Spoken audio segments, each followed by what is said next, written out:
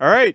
Good afternoon, football fans, and welcome to the Saturday, May 31 offering of the Maritime Football League in Fredericton, New Brunswick, a beautiful BMO field. A little rainy today here for the contest between the Fredericton Fleet, the hometown Fredericton Fleet, and the visiting Halifax Heat. Those rhyming names are going to be a challenge throughout today's broadcast, but that's okay. They're going to be a good time, I can tell already.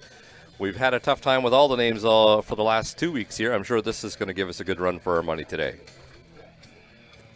So the coin toss has happened. Oh, Canada has been played, and it looks like the Fleet will be kicking off to the Heat to start us off. So we'll start by getting a good look after the kickoff at the Halifax offensive offerings.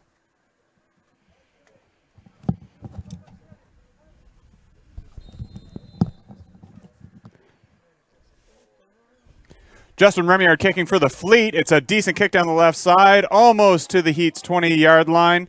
The returner manages to scramble for about 7 or 8 yards, brought down pretty effectively by the cover squad.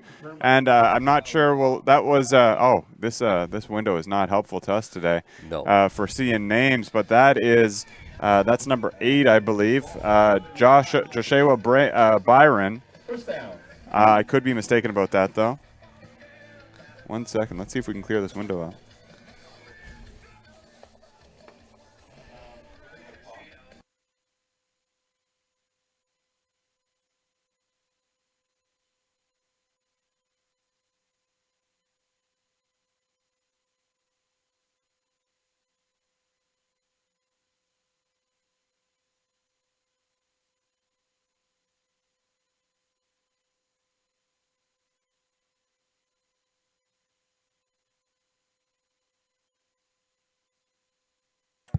Okay.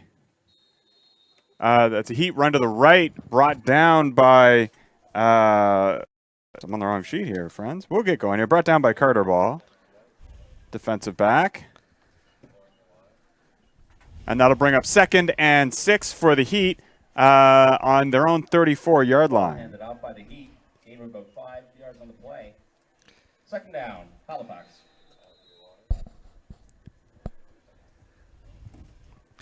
Yeah, we've got a change of lineup of your hosts here today, folks. We have Justin and Malcolm versus Gary and Malcolm. I will say that today I did bring my binoculars, so hopefully that'll help us. But with this rain on the windows, it is proving to be a little bit more challenging. So bear with us as we get going, and hopefully we can get you some numbers and names coming here soon. So Halifax pass down the right side, broken up by Sam Dunn on the Fleet, and that'll bring up 3rd down for the Heat. And I think they're huddling. I'm not sure why they're huddling here. It looks like might be going to go for it.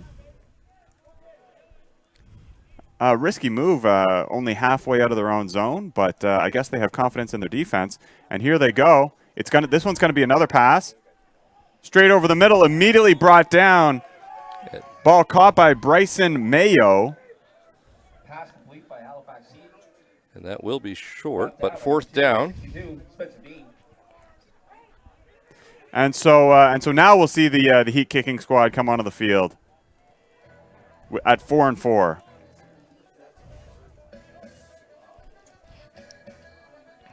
Fourth down, Halifax.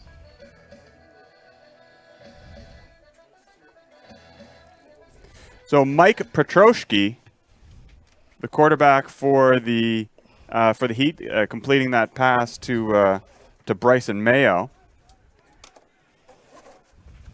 And Heat punter Nate Skeet back to kick this one.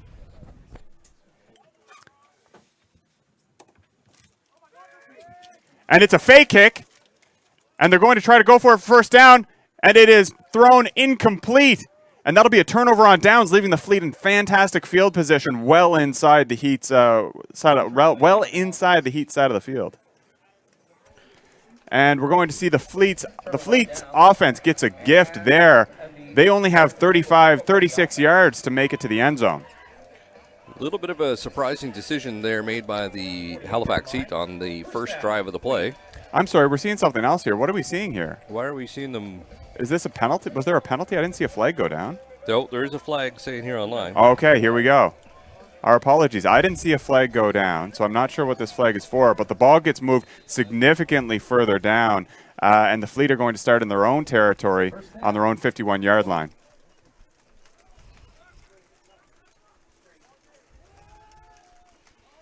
Grayson Rudders is starting at quarterback today for the Fleet. And their first offensive play of the day is going to be a run up the middle for a modest gain of 3 yards. That'll bring up 2nd and 7.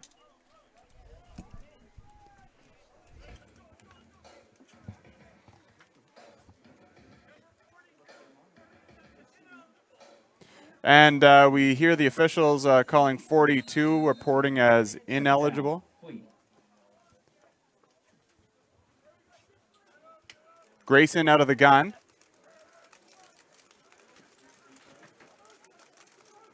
And this one's going to be a handoff to to Jace Taylor. But we do have a flag.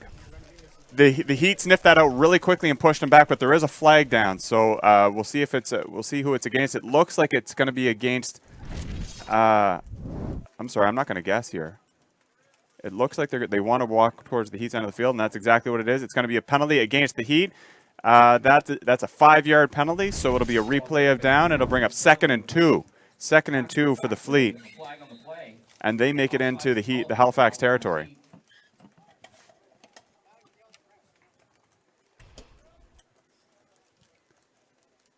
Second down, Fleet.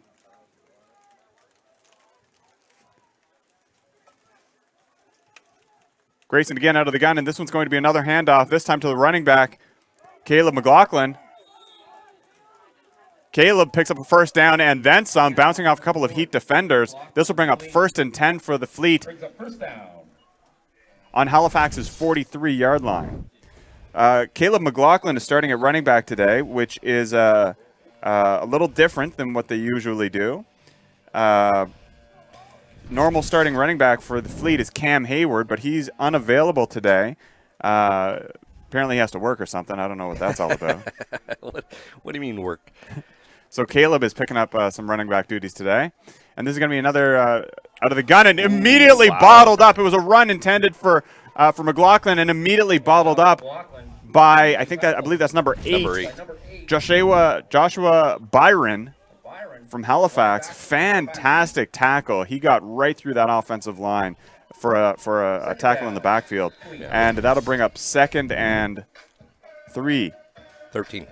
Oh, excuse me, 2nd and 13. 2nd and 13 for the Fleet. So some work to do here now.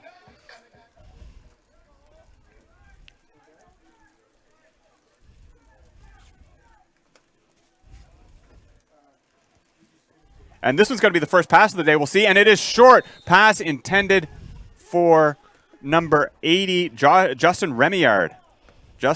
But the ball was short. It is very rainy here today, and the quantity of rain falling at any moment, it's dipping up and down.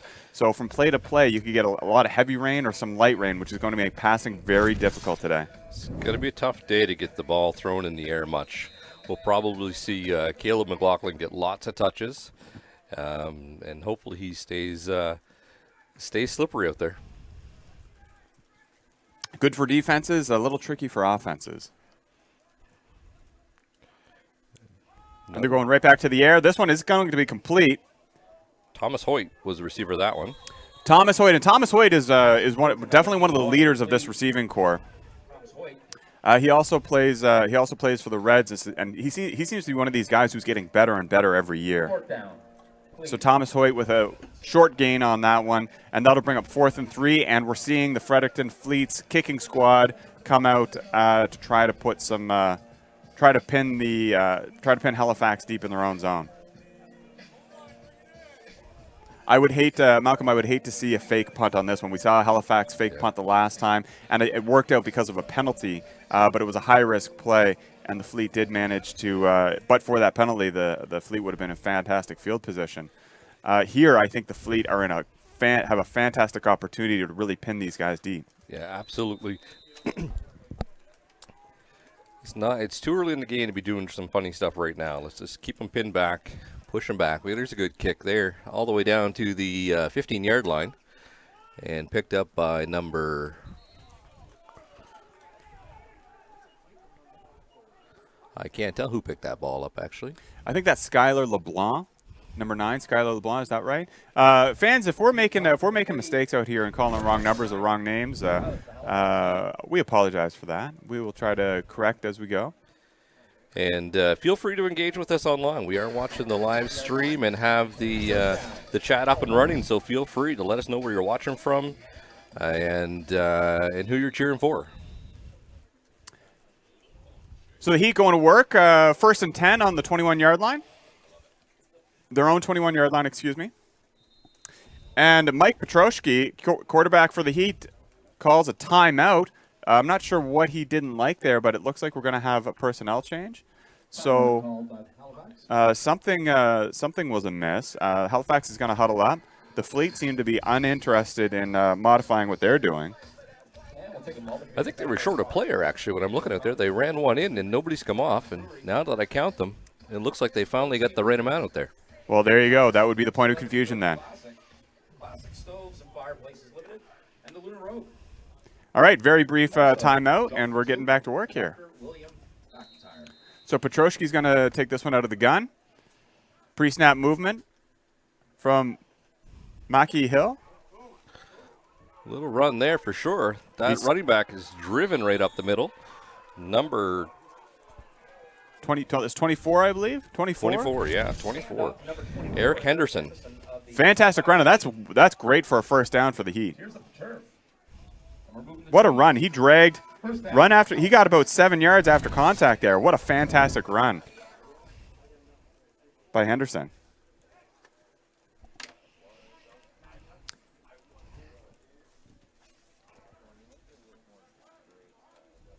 Three receivers to the left here, but it's going to be another run. Why not? It worked great last time. And Henderson this time for a more modest gain, but still decent gain of, it looks like they're going to give him 1, 2, 3, 4 yards. So that'll bring up 2nd and 6. Listen, he keeps getting 4 yards every touch. That's enough. You don't need many more than that. And with as rainy and slippery as this is today, that kind of grinded out football is absolutely one key to success, or one path to success here today. So 2nd and 6. Go back to the ground, but this time the Fleet are having nothing of it. Number 52. That is 52. Oh, what's my sheet here? 52. Donnie Sharp. Donnie Sharp. Great tackle by Donnie Sharp. I should recognize Donnie. Donnie Sharp broke through the O-line. No problem. Tackle for a loss in the backfield. He had a couple help from his friends, but Donnie was first contact there, so great job, Donnie. And that'll be for a loss. So a 3rd and 7 now. Loss of 1, 3rd and 7 for the Heat.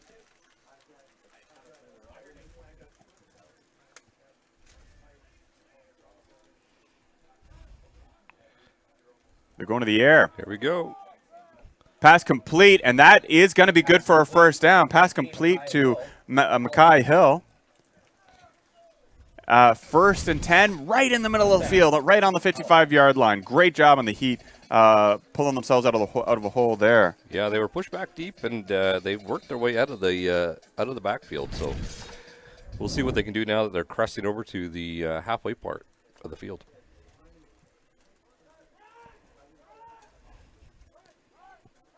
And this one's going to be a short pass out to the right, back to Mackay Hill.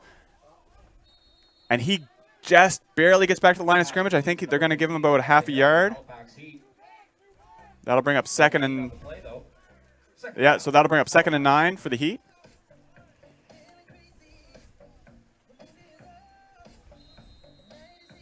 So a little flare pass to the right, not proving to be as effective as the runs up the middle for the Heat on this drive. They seem to have that ball lined up. Oh no, maybe they have adjusted it out there on the field, but it did look like they didn't have it lined up with the down marker. And this one's going to be a pass deep. The coverage is there, and it's going to fall incomplete, but there is a flag down. That is Carter Ball on the coverage. Pass intended for, I believe that's Skylar LeBlanc. And players, if you're listening to the cast after the fact, if you want to make sure that we get your numbers right, make sure you're Make sure your jerseys are straight so that we can see your numbers. Yeah, pull those jerseys down. When they're bunched up, it's tough to tell the difference between an 8 and a 9. So passing complete, but there is a flag, and it's going to be against. Got a And now we have the second flag down in objectionable conduct. Yep. Some mouthing going on in the backfield. Laundry on the field. So before we see who the initial penalty was against, the officials are going to confer. And I think the initial one was probably against the Fleet for pass interference. And now we have an objectionable conduct. I think an objectionable conduct for a helmet misfunction. Yeah, we Probably have after a warning. Bryson's coming off the field there. Bryson Mahoy. And we are going back into the Heat territory. This is going to hurt. Okay, so the initial penalty must have been against the Fleet then, because that's a 15 plus. Justice is conserved, and we're second down. So I think what we saw there was a pass interference against the Fleet, and so this can happen when that ball is up in the air. Anybody is entitled to the ball. So whether it's the offensive player or the defensive player who gets pushing, if you get pushing the other player instead of playing the ball, you're going to get a PI against you. And then it had the objectionable contact added on. So this is second and very, very long for the Heat. This one's going to be a pass complete to Nate Skeet. Number 23, Nate Skeet of the Halifax Heat. Brought down pretty effectively by Brandon Lemieux. Tackled by Brandon Lemieux of the Fleet. We're going to be third down and still a bunch to go. It looks like third and 17 out there right now. Yeah, that seems to be about it. And so it's a real shame that those penalties negated that great grinding drive that the Heat had going. They're definitely in a hole now.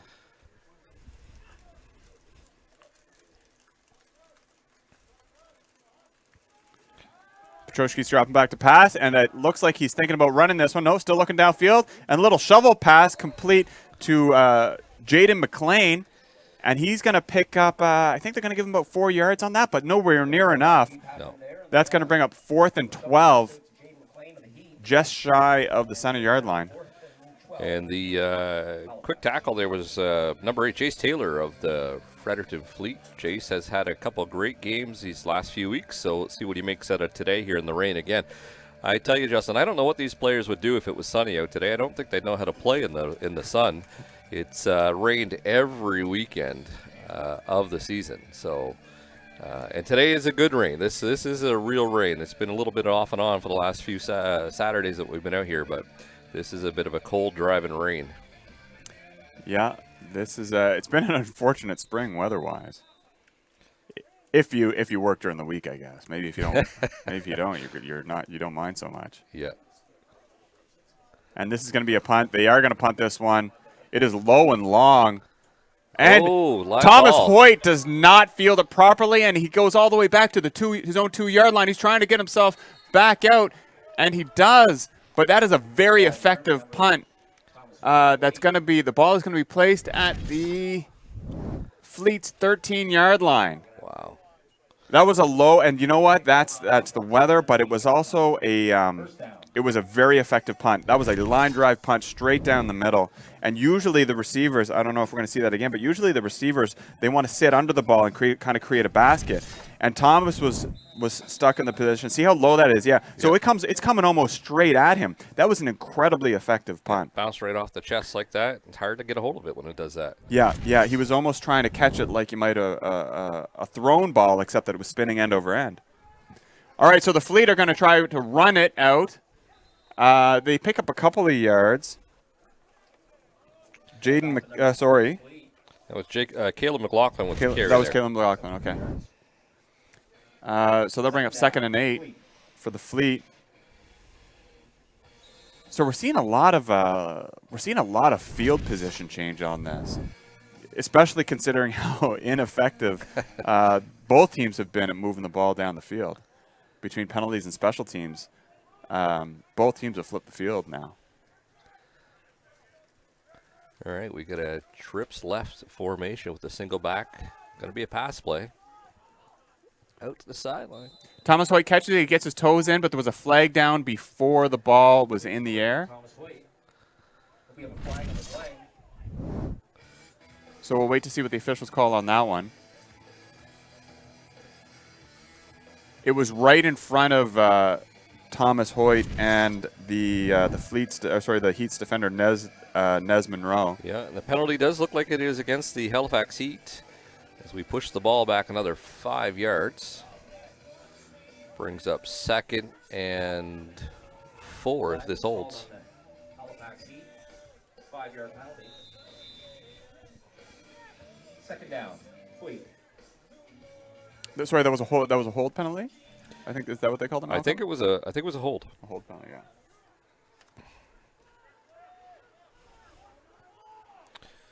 We got trips on the short side. Oh, we got motion coming on up.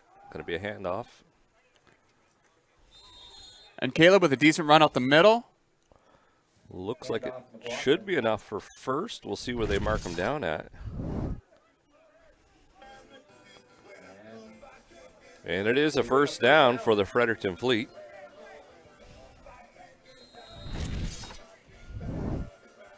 So the Fleet must be pretty happy with that. It's always a pain when you're within that 10-yard line because you don't have any room to wiggle behind the line of scrimmage. Nope. So now they have a little bit of breathing room and can open up the playbook a little more. Grayson out of the gun, and this one's going to be another handoff to McLaughlin. Ooh! Wow. Big tackle by Joshua Byron on the Heat. He came right up the middle, almost untouched, and that was just train-on-train collision right there. Just drove him to the ground with that one. That's one of those ones that could slow you down. You get a couple of those in the game, slows you down, and gets a little hesitancy coming up the middle like that. Well, let's see if McLaughlin – is McLaughlin still on the field? Yeah, he's still there. I wouldn't be surprised if they don't go back to him for a play, though. And this one's going to be in the air. There is a flag down already. My goodness, lots of flags today. This pass is going to be complete to Thomas Hoyt. He gets a huge gain. But there is a flag, so we'll see if it's coming back or not. The flag was pretty quick. It might be an offensive holding in the backfield. Sorry, on the line of scrimmage. No, offside on the defense, and that's going to be declined in the Fleet with a big pickup. Pass complete to Thomas Hoyt. So as per the billing, Thomas Hoyt proven to be the #1 receiver here today so far. We got a first down. 46-yard line. So 1st and 10 for the Fleet on their own 46-yard line.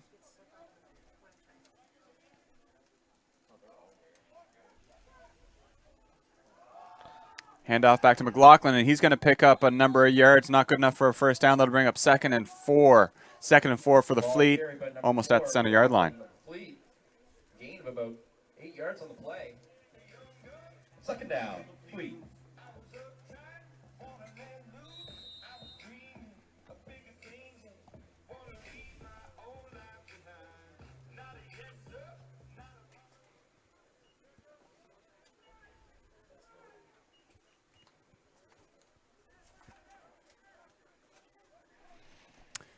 And why not go back to Caleb McLaughlin? Unfortunately, he's not going to get a first down. He's going to make it right to the center-yard line, but that's not good for a first. That's 1 yard to the first down line, Yep. and that'll bring up 3rd down. So they have one more chance to make it. Oh, is there a flag down? There's a flag. There is a flag. Okay, I thought I saw a flag fly, but then I didn't see it. Yep. And right where this is on the field, for those listening at home, there's a big post, and that's just how it is. So so Malcolm and I are sort of like wiggling around the post to try to see what's going on. Yeah, and then the booth itself has this really nice big corner block that we're both trying to look around when we're down in Heat territory right now. So let's see what the call is. And it looks like it's going to be against the Fleet because they're backing up. Yeah, so this one's going to be against the Fleet. This will be a replay of 3rd down after a 10-yard penalty. So this will bring up 3rd and 11. Oh, excuse me. This is a 15-yard penalty. I'm not sure what the penalty was, but that's too bad for the Fleet. So 3rd and 16 now. That's tough to deal with that, I tell you. you make all those gains, you get good field position, and then you lose it because of something something that maybe shouldn't happen out there. So.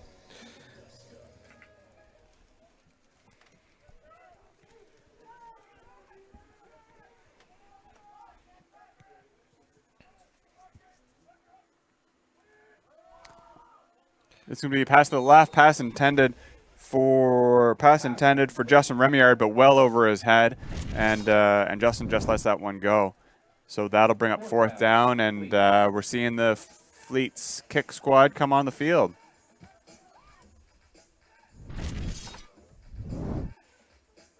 And just like that, and we see an example of where, a decent drive, a grinded out kind of drive from where they were pinned almost on their own almost to their own end zone.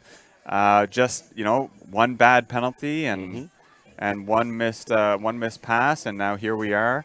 The Fleet are going to have to kick from their own zone when they were well on their way towards gaining some positive field position. Yeah, it's a huge momentum killer to have something like that happen. Remillard is a kicker. This one's high and about a medium length kick, and it is going to be fielded cleanly by Bryson Mayo, brought down by a handful of Fleet. But still, he fielded it cleanly, and the Heat are left with decent field position, considering that they're returning a punt. It'll be 1st and 10 on the Heat's 44-yard line. Yeah, that's a great field position to be started. I know a lot of teams would love to have that just to be able to catch it. I mean, it would have been nice if they got a little bit of a run in there, but the Fleet were all over them right away, and the safe play there is hang on the ball and get ready to go for your first drive. Yeah, Mayo was pretty smart there. He almost took a knee, because he knew that the most important thing was just hold on to that ball. Yeah. Ooh, this is going to be a tricky little handoff, and he manages to. That's Caleb McLeod. He manages to drag a couple of Fleet defenders with him for a gain of. Malcolm, what is that? 4 yards? 3 yards? 4, 1, 2, 3. I would say that's about 3.5. 3.5. Let's go with 3.5. Let's go with 3.5. No, maybe we're going to 4 now. All right, so it's going to bring up 2nd and 6. 2nd and 6 for the Heat.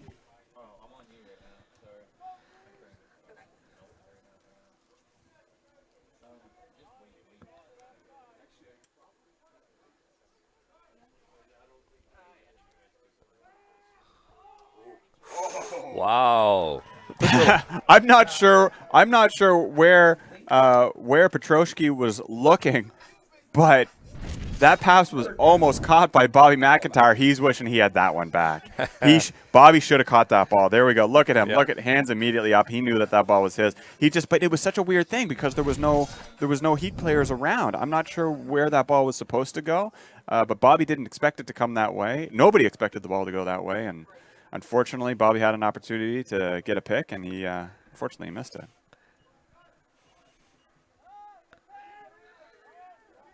And it looks like this was supposed to be a pass, but he's going to run instead.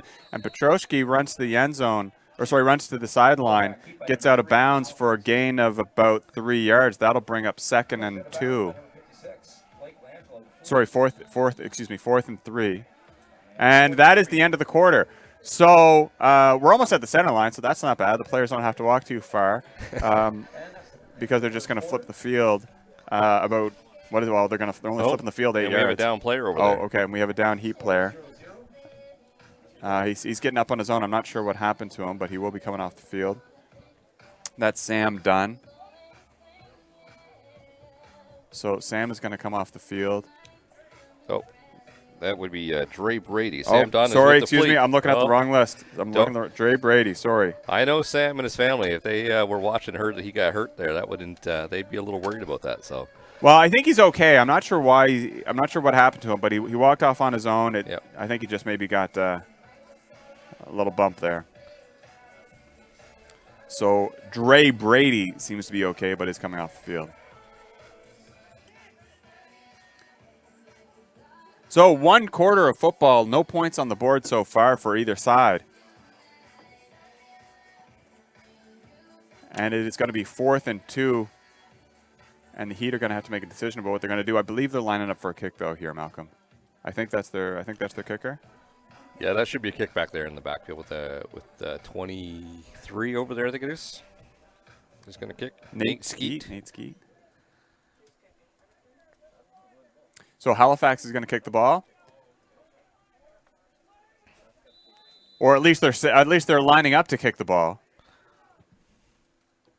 Oh, He thought about it. He thought about it. And this is going to be a high and kind of short ball, but it's going to get a very favorable favorable roll. Ultimately picked up by Sam Dunn. There you go. That's Sam Dunn. Ultimately picked up by Sam Dunn, but he's forced out of bounds pretty quickly. And the Fleet are going to the Heat's offense is going to take over on just shy of their own 30-yard line.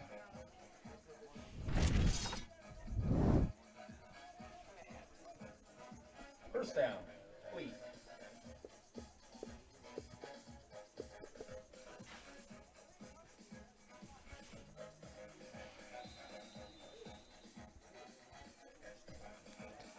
Perfect spot. Yeah.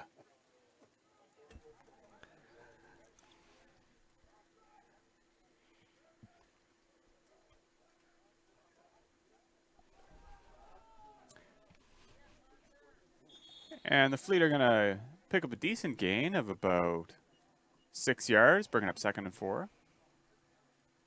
Oh. Got a handoff. Gain of about 5 yards on the play. And so that was going back to McLaughlin, was it? No, that was Nick Parker on that one. That's Nick Parker. Give McLaughlin a bit of a rest, not a bad idea. He's been doing a lot of work so far today. We don't track stats, but I would guess that McLaughlin has the most yards of any player on the field right now.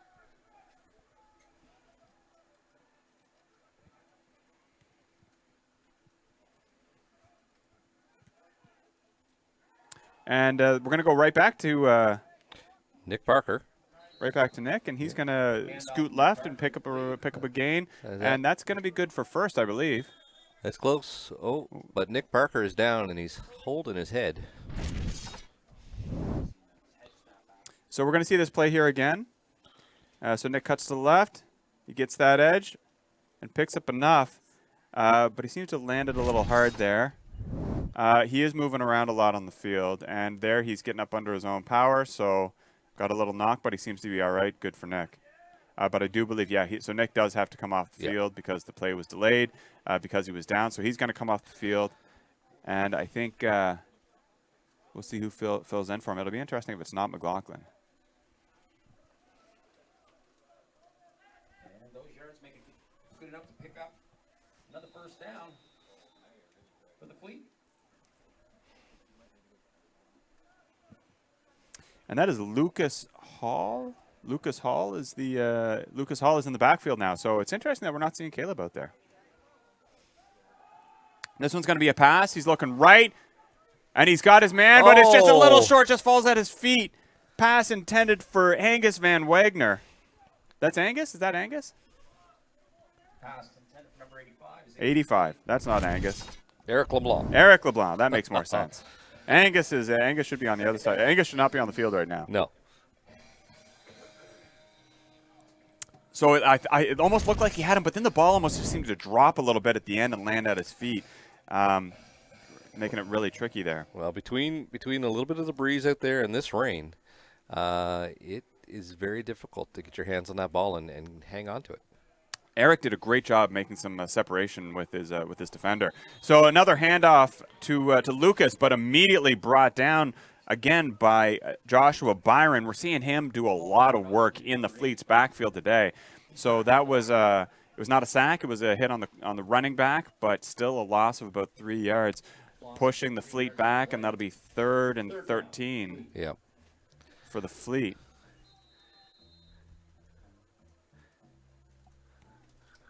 So Joshua Byron for the Heat doing some great work today on the defensive side of the ball.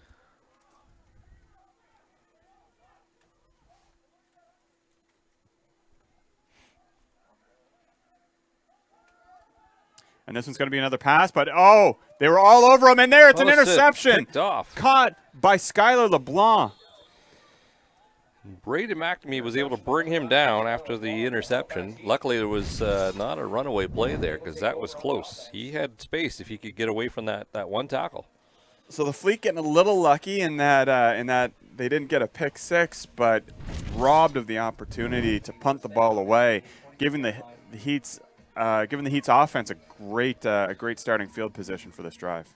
Yeah, sitting there at the 38-yard line. That's a gift and a half right there. So this is the most serious threat that Halifax has been able to make on the Fleet so far today. Really, that either side has been able to make as far as putting points on the board goes.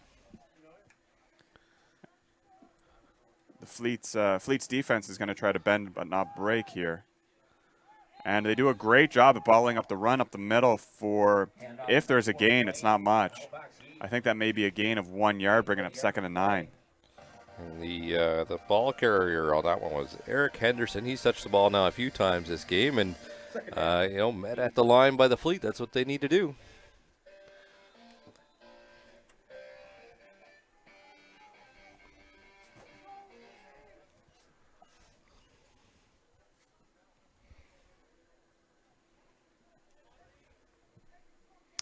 Petrosky's back out of the gun. He's going to send his receivers. This one's going to be a pass. He's looking left. Oh, wow. Pass incomplete, intended for Bryson Mayo. It just slipped over his fingers and right to the Fleet defender, but the Fleet defender was not able to come down with it. We're going to see it again. And it just sort of goes up. Oh my gosh, as a receiver, you hate to do that. As a defender, that's what you want to see 100% of the time. Was that Grayson Rudders on defense? That wasn't. No, 81. That's a little bit dyslexia coming in there, I guess. That was no. Carter Ball. 21. There you go. Yeah. Dyslexia's in there somewhere. We've been talking about this for a while with these Fleet jerseys last 2 weekends in a row that the 5s, 2s, 3s, and 8s all look the same. So pass down the middle of the field complete, this time to Bryson Mayo, last play's intended target, and that's going to be a great pickup for the Heat. That'll be a first down on the Fleet's 24-yard line. Yeah, so sorry, guys. If you're watching this after, I'm sorry that we're messing up the numbers, or that I'm messing up the numbers a little bit. Oh, don't worry, Justin. We did it every weekend since this season. So with the rain on the window, the blurry jerseys, it is tough to do, tough to see. Oh, we do have the whistle on that. Eric Henderson trying to dip, dodge, duck, and dodge. And he bobbles around for a pickup of a couple of yards due to forward progress, I believe. I'm sorry. He actually. No, that's basic. That's a no yards play. That's a no yards play. So that'll bring up 2nd and 10 for the Heat.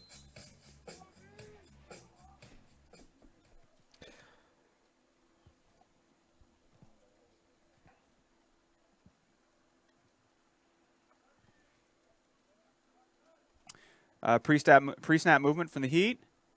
And this one's going to be a pass. Quick little flare pass to the right, intended for Austin Walker. Drops incomplete.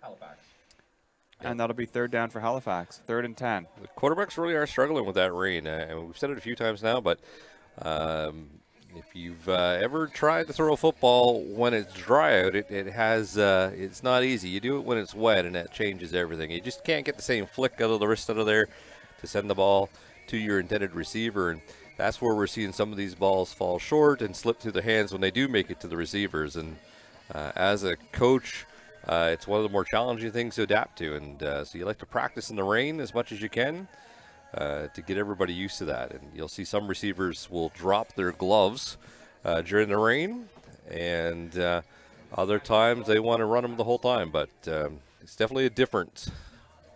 So I think I saw the timeout call. Fleet called the timeout there. Looks like that. Yep, they're.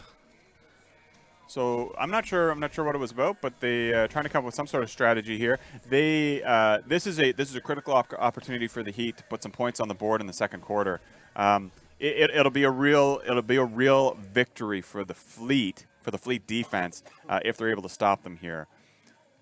And Halifax obviously does not want to do that. They don't want to miss this opportunity to put some points on the board, so they're taking a little bit of time and trying to make sure they get it right.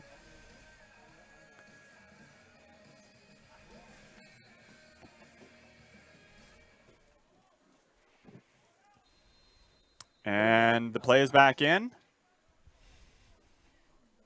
Players are lined up, and here we go. Petrosky's going to pass this one. He's looking left. The ball is in the air, but it goes straight to a Fleet player, and that was intercepted. Sam Dunn with the pick on that one. Great job, Sam, landing in the end zone. And unfortunately, the time taken by the Heat did not result in any greater opportunity. The ball was a little underthrown there. I think it was intended for Bryson Mayo, but it was a little underthrown, and Sam was in the right place. So because it was caught in the end zone, it is going to come up to the 20-yard line, and the Fleet's offense is going to take over. That's got to be disappointing for the Halifax side of the field. They were in great scoring position there. They had the opportunity to put one in, and obviously they took the shot. But great coverage there by the Fredericton Fleet and Sam Dunn. He's a hell of a DB. He's been doing it for a while, and I watched him grow up and playing football. So this one's going to be a toss to the left. Nick Parker taking this one. Good to see Nick back out on the field, but covered fantastically. Oh, wow. Look. Sorry, let's see this one again. I didn't see that. Yep. Oh, there it is. Slips okay. Right out. Wow, fantastic hit. We got to give some props to Landon Garand, number 81 of the Heat. So Landon Garand comes up with the ball. Skylar LeBlanc was the tackler who popped the ball out. I believe that was Skylar, number 9 there. Yep. Skylar LeBlanc. That ball's going to pop right out. But you know what? I'm not even sure Skylar hit that ball. He made the tackle, but it kind of looks like the ball just slipped out. Yep. Nick, you got to hold on to that ball even in the wet weather, man. So the Heat are back in the spot they were in before they threw the interception. This one's going to be a handoff, a run to the right, and he carries a couple of Fleet defenders with him. That was Henderson, the ball carrier. And that'll bring up second down and short. And for the first time today, we have a team in the opposing team's red zone. On the Fleet's 12-yard line. On the Fleet's 12-yard line. Halifax trying to put some points on the board here. So a fumble recovery negating Fredericton's interception on a few plays earlier. That's tough. That's really tough to deal with. Oh, and it looks like the Fleet are going to come with the ball. The snap is bobbled. And who came up with that? Oh, it looks like Petrosky ended up with the ball, but I thought I saw a Fleet player drop on it. We'll see what the officials call. I think second down. They're calling, third down. Yeah, so no change of possession. We're going to see this one again, though. So the ball is just sloppy snap. And oh wow. Yeah. Yep. Yeah. So that was it was actually Eric Henderson who dropped on that ball, but the Fleet player sort of had it first, but then it just kept slipping. So Halifax catches a break on that one. So that's going to be third down and 6. Henderson's moving out of the backfield, so this is going to be a pass. Petrosky's looking left. He's got a wide open receiver. Incomplete, and there is a flag. What's the flag, though? That looked like a fair ball. I did not see any contact there, but the officials are a whole lot closer to it than we are. So we'll see what they call.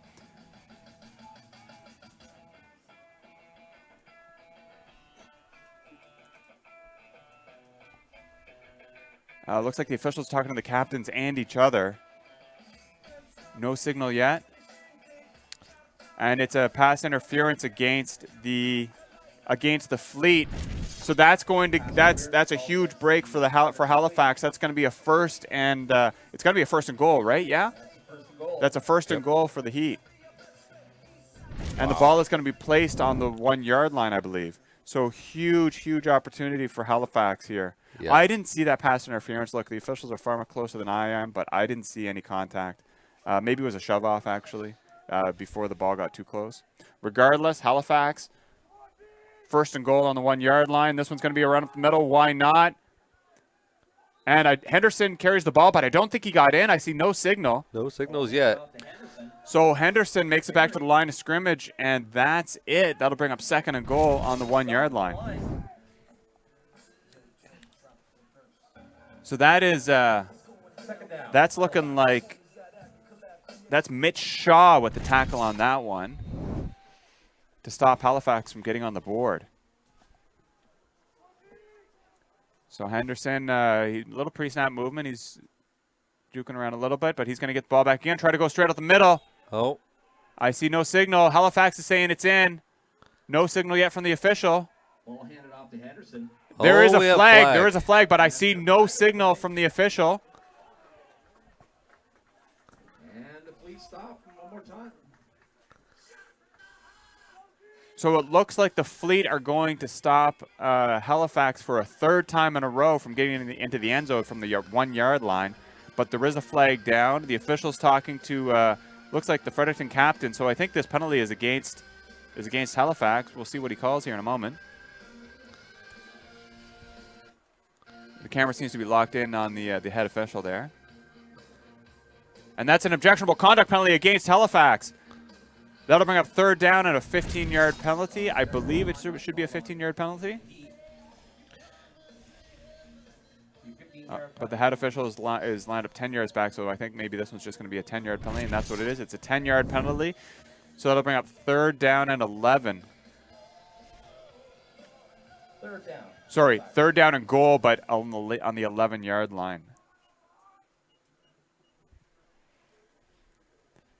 So that's unfortunate for Halifax. They're going to try to take advantage of this 3rd down as best they can to put the ball in the end zone before potentially seeing a kick if they don't make this one. And this one's going to be a run. Excuse me. But brought down immediately. Sorry, bottled up and pushed back. Petroshki tried to hold on to the ball, and I think it was maybe a play-action pass. I thought it was handed off. It wasn't handed off. I don't know if Petroshki was going to keep it or if he was going to throw it. But either way, 4th down. Brandon Seymour saw that coming, got in there and put the pressure to the quarterback and just drove him backwards to the point where the refs just blew it down. What a bend but not break situation for the Fredericton Fleet. Great job on the Fredericton Fleet defense, holding Halifax out of the end zone 3 times on their own 1-yard line. Wow. Now we're going to see what Halifax has for a kicker here as they attempt a field goal. Nate Skeet attempting the field goal for the Heat.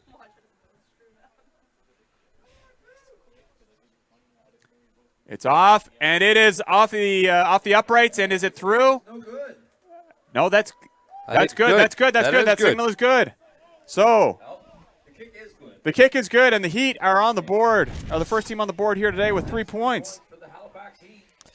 So Halifax, frankly, got to be disappointed though that they didn't put a major on the board, having to settle for a field goal.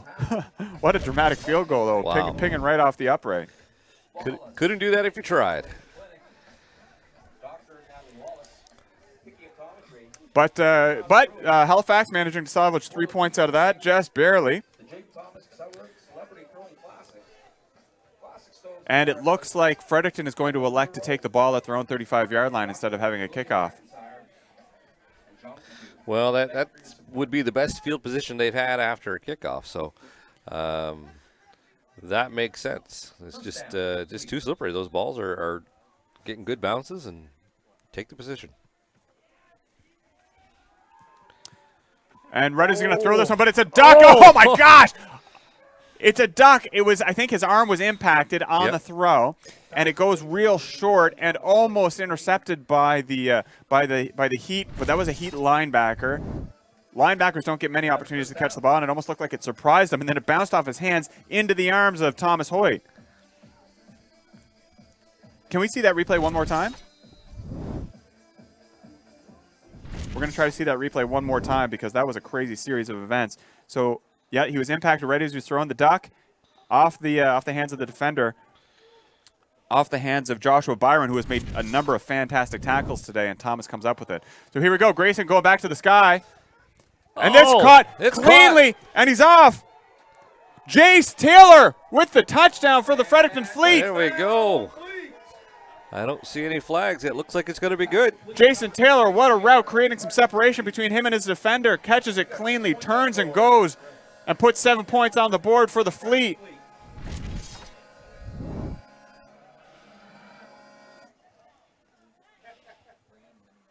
Just slightly out of the reach of Josh Thomas, the defender for the Heat.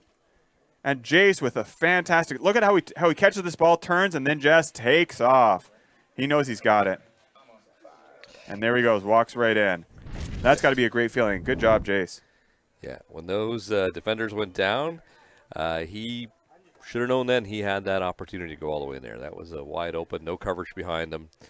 And I'm not sure if that was a linebacker trying to catch him, but he definitely had the speed on him, that's for sure. So, but you know what we saw there, Malcolm? I think so many balls have been dropping short, and that one was a little short, but the defenders are cheating too far in, right? Mm-hmm. There were two defenders going for that ball when really at least one should have been behind Jace. That's right. There was no safety there. Yeah.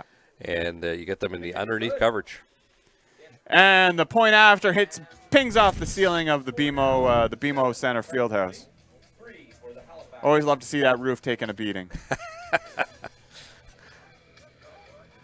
Got to replace the shingles on that one early on the field side. On the field side, that's it. That's it. So, congratulations to the Fleet for putting up 7 points on the board in dramatic fashion following a dramatic field goal by the Heat. Fredericton's got to be pretty happy overall with those two series of plays. Both on the defensive side of the ball, where they had 3 stops on the on their own 1 yard line, and then with a couple of plays for the major score there, capped off by I'm going to say that must have been a 60, 70 yard play there, catch and run by Jace Taylor. Yep. Sorry, Jace. Jace Taylor. Jace Taylor. Yeah. Yeah, right about there, probably about 25 yards. So Justin Remillard is going to kick off for the Fleet.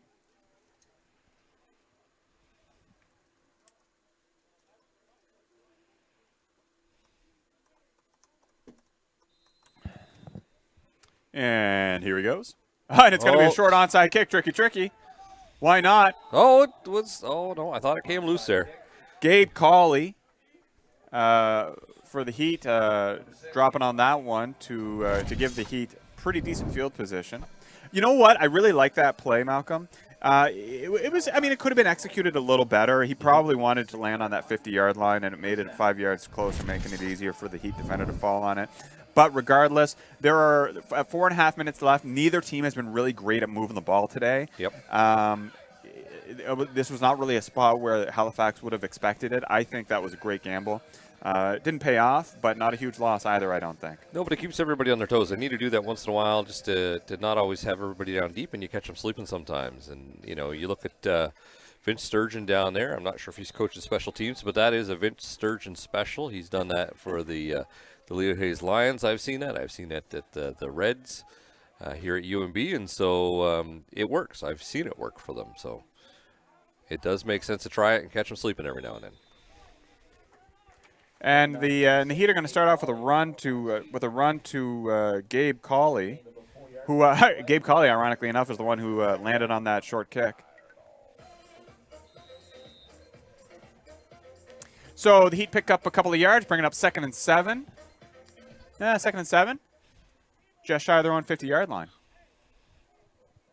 Petroshki's back out of the gun. 3 receivers to the left, 2 to the right, 1 running back with Petroshki in the backfield. And this one's going to be a handoff. And that's going to be a run good for first down. And we do have a Fleet player down out there. He immediately went down and put his hand in the air. Looks like the trainer's on the field now. So that's Nick McLean. Nick McLean is on the field. He looked like he might have got bumped on the shin or the knee there. He's in a little bit of pain. He's talking to the trainer, so we're going to take a little moment here. But there were no flags down, so that's a first down for the Heat in. It's a first down for the Heat in Fleet territory.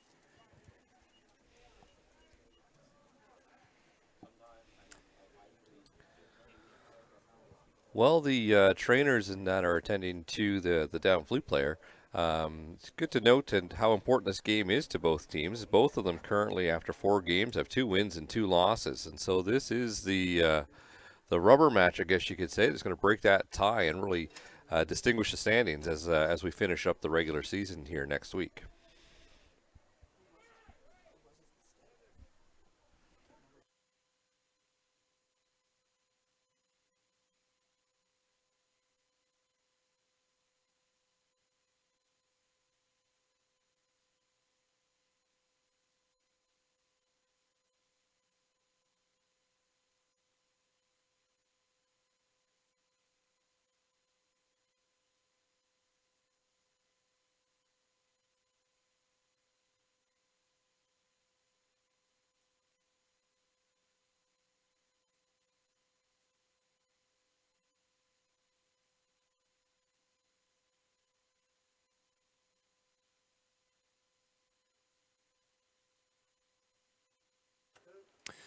So Nick's off off the turf. He's looks like he's being a little assisted off the field, but he was able to put some weight on it there for a second. And I think they've just leaned into it, and they're all smiling. I think they just wanted to carry their buddy off the field. He did give us the big wave as he was coming off, so he's probably beat up there a little bit, but he's probably going to be all right. He just wanted to make Mitch carry him off the field. Wouldn't surprise me. All right, 1st and 10 for the Heat on the Fleets 49-yard line. You know, Malcolm, if I put some thought to it, I would have come up with some more rhymes here. But I'm not going to try to improvise today. Oh, you totally should. I think that's a great idea. I think we'll hit the record button on this and make sure we get that. So Petroshkin pass complete today to on this play to 23 Nate Skeet, and Nate came up with some about 5 or 6 yards after the catch on that one. So about a 15-yard pass and 5, 6, 7 if you want to count the length of his body. So about 7 yards after catch. Great catch and run by Nate there, dragging a couple of Fleet players with him.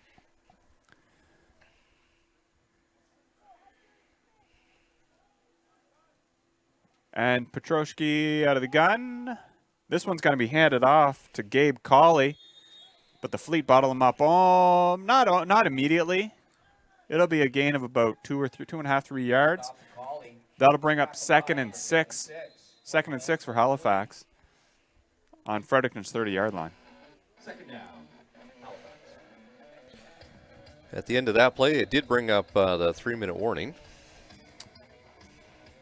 as we are winding down the last few minutes of this first half of football.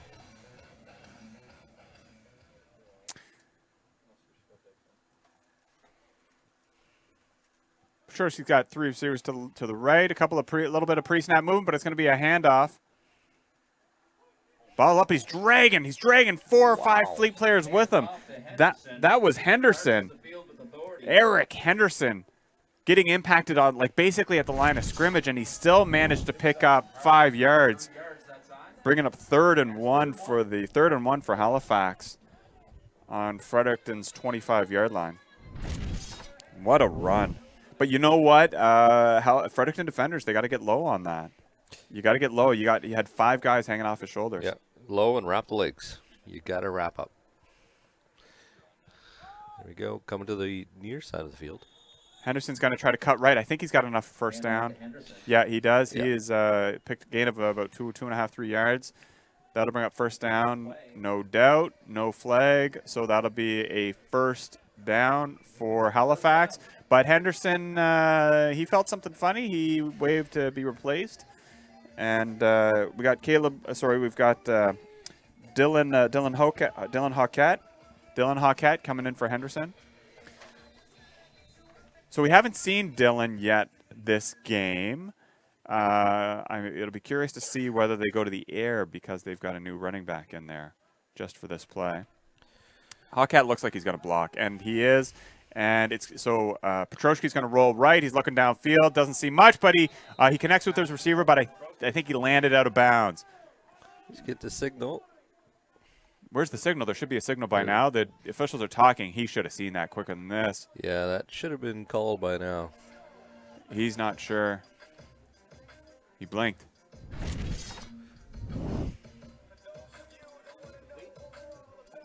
Okay, so they are calling it inbounds, but it's only a pickup of a yard, so that'll bring up 2nd and 9.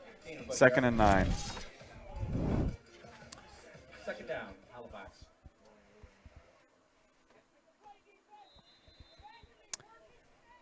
Hawkette, still the running back in for Halifax. And this one's going to be a handoff to Hawkette. He's going to run left. He's picking up a couple yards before getting brought down by the bulk of the Fleet defensive line. This will bring up 3rd down and 3rd down and 5. 3rd down and 5, I think that is. Is that where it's going to be? Yeah, I would say that's 3rd and 5 over there. Maybe 3rd and 6. Play here, and we're 3rd and 5, Halifax.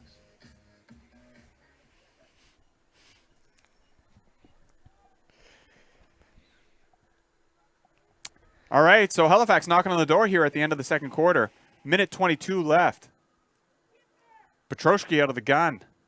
Henderson back in the game. There is a flag down immediately, so I think we're looking at an offside against Fredericton. Oh. It is an interception. There's a second flag down. The Fleet player intercepted the ball and it's running it back. He's running it back, but this is coming back. He just goes down. He knows that it's coming back.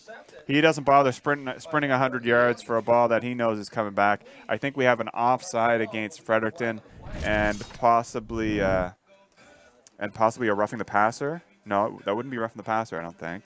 But there was a second flag. I don't know what the second flag would be for. That interception of contact around the ball, around the pass looked good. So that was Rizal with the interception on that. Seidel Rizal from the Fleet. Unfortunately, it's coming back. Although the officials are now having a conferring. I think they're going to have to figure out the implications of the second flag. Mm-hmm.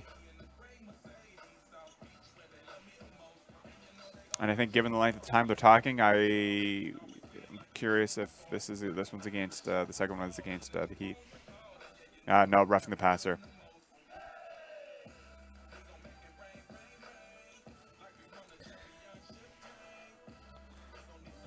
See a replay maybe on that roughing the passer would be nice.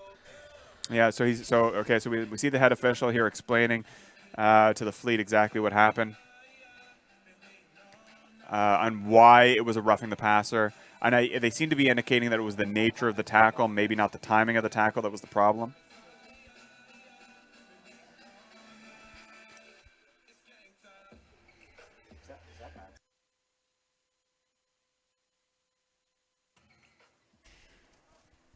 Head coach Derek Madsen getting his explanation seems, I don't know if he's happy about it. He seems to accept it.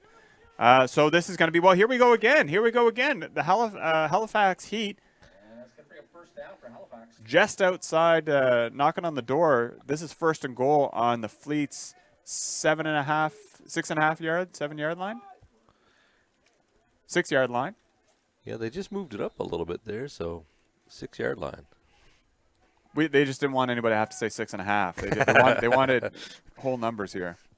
So this is going to be a pass, play action pass, and it looks like it's caught, and it is. It is touchdown for Halifax, complete to, and I can't see the numbers. That's complete to Bryson Mayo. Bryson Mayo doesn't seem real thrilled about it. Not sure why. So Petroshki, Mayo goes up.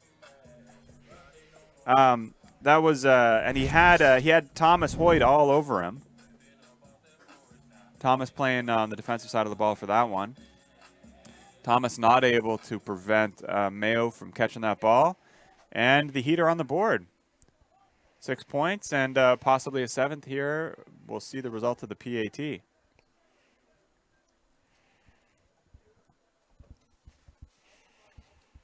Adam Johnson,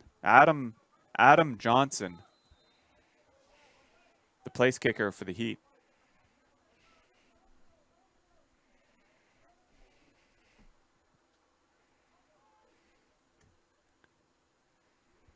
And the snap is fumbled, and it is no good. The holder simply has to fall on the ball. And So that's Dre Brady was the holder for that one, but the snap was too low. It bounced off the turf, and he was not able to get it in place on time before the Fleet players applied pressure. And Dre just curled up on the ball, and the Heat unable to get their bonus point, meaning they only have a 2-point advantage over the Fleet with less than a minute to go in the first half. So it is 9 for the Halifax Heat, 7 for the Fredericton Fleet on this rainy Saturday afternoon in Fredericton, New Brunswick. At UNB campus, is a BMO Center Field, home of the Reds.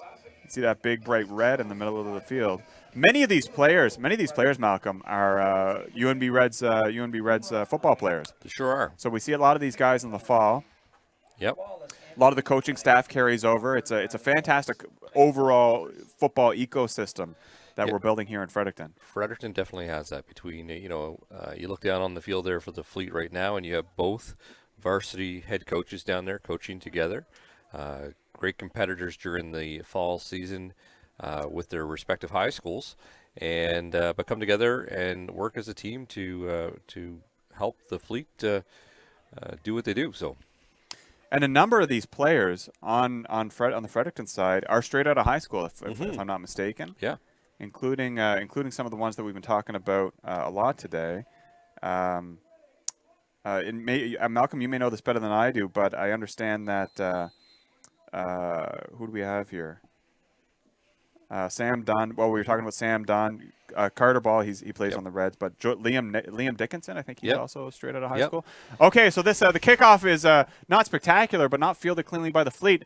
Fortunately, Thomas Hoyt manages to pick up the ball after it bounced off of Braden McNamee's hands, and Thomas turns it into a decent enough return. So it's gonna come out to the just shy of the 40-yard line. Yeah, I'd say about the 39 and a half. We like those halves. Yeah. 39, that's where they're going to place it, I suspect. So Fredericton's offense is going to go to work trying to put some points on the board. They only got 51 seconds left. Not a ton of time, but it is all stop time, so it's a little longer than it might initially seem. Yep, and I think they have both their timeouts still on the Fleet. Yeah, the Fleet have not taken any timeouts yet. And they scored a touchdown in less time. Their only touchdown came in less time from about this same starting position as well. So Grayson is going to complete this one to Jace Taylor. Nice to see a little bit of hurry-up offense there. Get back to the line of scrimmage quickly. That was a challenge. I think it was last week where in this sort of same situation, they were just slow to get back to the line to get the snap off. Too much time figuring out what the next play was going to be, and no sense of urgency. Here we go again. Out to... Connects to Thomas that time. First down for the Fleet. They continue to move. That is an unfavorable ball placement. That ball made it to the center yard line, and it's on the 49. Sorry, 51. Sorry, 54. Wow. And we only know this one because it was right in front of us. We had the best view of this play. Yeah. I think that's an unfavorable placement, but that's okay. The 1 yard is going to be less disadvantageous to the Fleet than the time clicking on the clock. Yeah, they need to get the ball moving. Here we go. High snap, but he pulls it down. Oh, this one. Jace had it in his hands, and it just slipped right out. Yep. Jace, you got to squeeze that ball. I wouldn't be surprised now if we see a shot deep here in a moment. One thing the Fleet have been doing really good this year is taking full advantage of the flats. Historically, we've seen the Fleet use a lot of right in the middle or down deep in the corners. And with the new OC this year, we're definitely seeing some different utilization of the field and stretching the offense width-wise, not just down deep. So now that they got him coming in, Offside. A little bit of movement, yeah. Offside. Freebie. Free play. Freebie.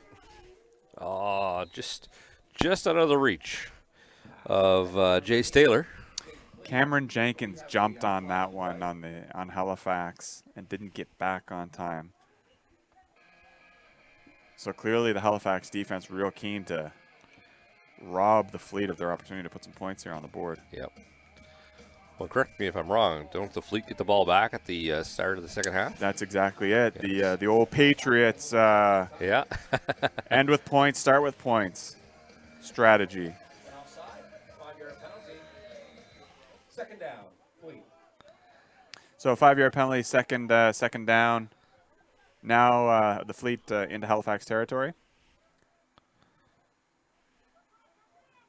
And Rudder's going to throw this one again.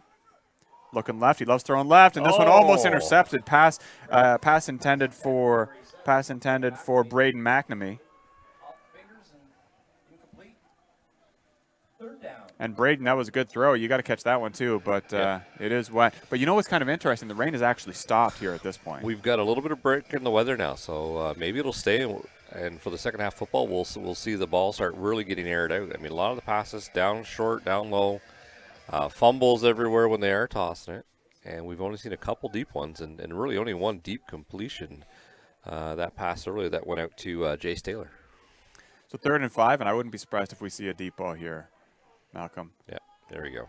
No, again, down in the flats. And I'm not sure he was looking for there. Miscommunication between Grayson and Jace. Yeah. So that'll bring up 4th down, but Fleet will go for this, I think. There's no reason not to go for it. 21 seconds. You're in a decent field position, 31 seconds to go. Your defense has been holding pretty decently. And, you got to take the shot. You're here. Take the shot. Now, unless they're going to try to fake something here, we are seeing a change of personnel.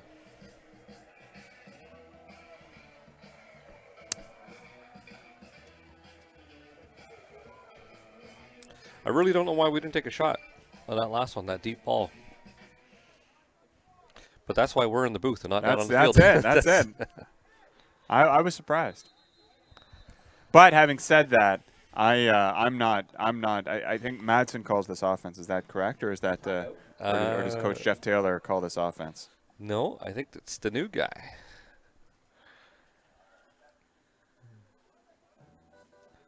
That's Lucas McConnell. Lucas McConnell is calling the offense, is he? Yep. Okay. So not familiar with his tendencies. But I do find it a little. I mean, that was 4 or 5 plays in a row where Grayson was looking left, looking left short. Mm-hmm. So for whatever it is, they like that configuration, but it gets a little predictable too, right? Although honestly, I think the challenge there was that the Fleet players just not squeezing that ball. Like they got to be catching the ball. Yep. I don't think Grayson did anything wrong. There was no issues with the play. Those were all catchable balls, and it wasn't just one guy. It was a few guys dropping the ball. So yep. I suspect that's going to be a talking point at halftime. The only thing I can see is maybe why they did that is they went with the presumption that the Heat would have thought they would take a shot there, so they're trying to catch somebody down low. Because the pass, had it been caught, would have been right at the first down marker. It would have been right in that zone. So, trying to do the opposite of what they think the other team's thinking they're going to do. So, a little bit of miscommunication on the bench. Nick Parker was supposed to be in the game, and he wasn't. And the coaching staff got a little loud about that one. So Nick Parker checks in the I formation behind Grayson, but it's going to be blocking. He's looking left here again, and this one's completed cleanly to Thomas Hoyt, and he gets out of bounds. Yep. Get your first down and out of bounds. So the 4th down pass attempt complete to Thomas Hoyt, and the Fleet don't have to turn over the ball. They get a fresh set of downs. 15 seconds left in the half here. Still doable. Absolutely doable. I mean, they've got at least 3 plays out of this, I think. Yep. So they're on the Halifax 40-yard line.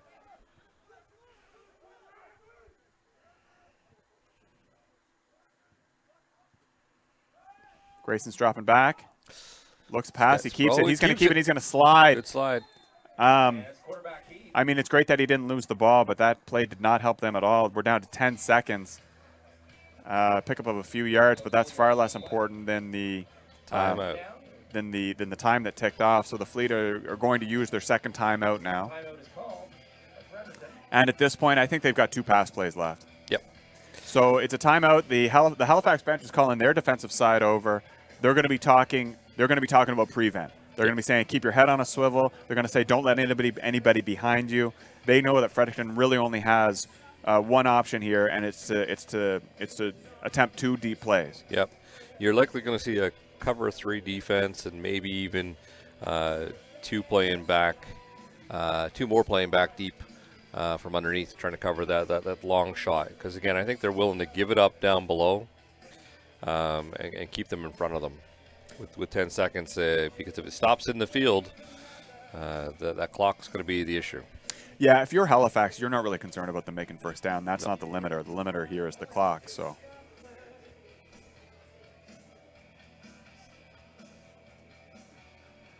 So I suspect that's the message that they just received.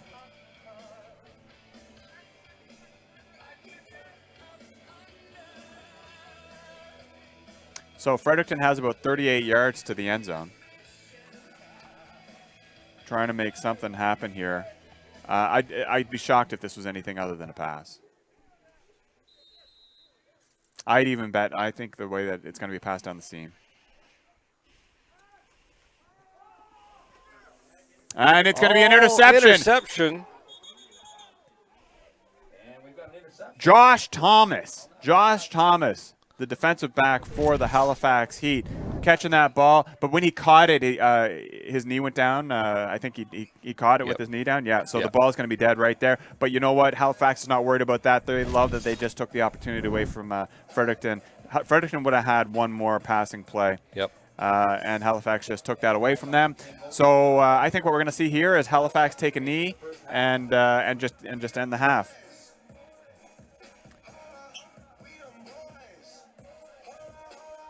And I think everybody's going to go into the locker rooms, try to dry off a little bit, have a chat. I think Fredericton's got to talk a little bit about execution, about those receivers pulling the ball in and squeezing tight. One thing Fredericton has not really had to worry about is defense.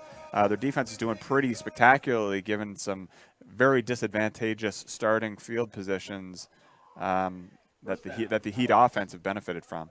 So the Heat are going to run a play on this. It's going to be a run. To the outside. There's if he rounds that corner, there's only one defender over there. You know, Bryson Mayo has been their go-to receiver, so that was a sweet play from the receiver. I don't love that play. I think that was an unnecessary risk that he took. Regardless, that's what they did. Yep. Given how important Mayo has been to them, but that's okay. They took the shot, and that is going to kill the clock. And so we've got a 10-minute halftime coming up. So football fans, make sure you go get your snack. Get a beverage if you want, and we'll see you back here in 10 minutes.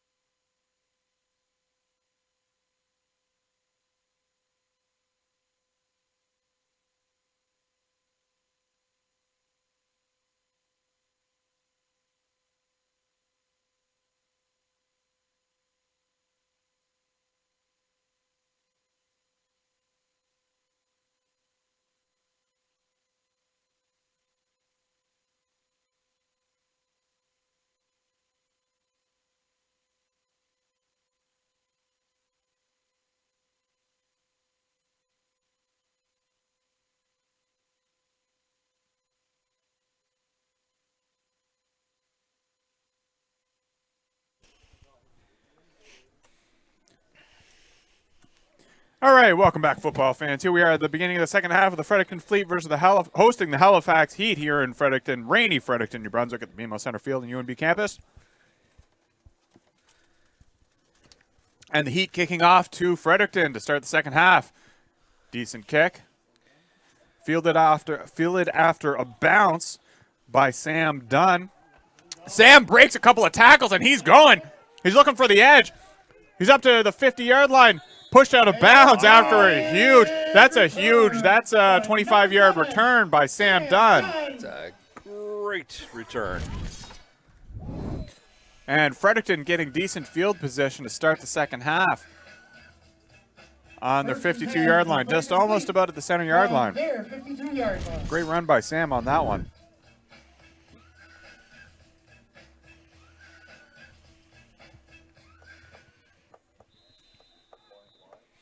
And Fredericton offense going to work.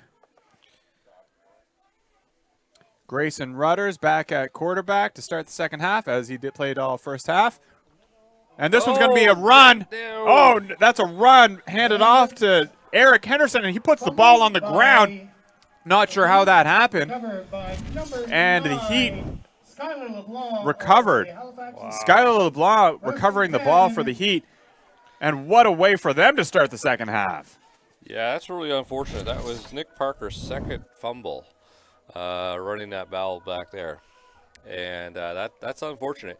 During the break, I had the opportunity to connect with Caleb McLaughlin, the running back for the first quarter, and he's out for the rest of the game. He did tap his head to the ground there at one point during that first half, and he's now out for the second half of football. So we'll probably see more of Nick Parker out there. It's going to be important that he's able to hang on to that ball.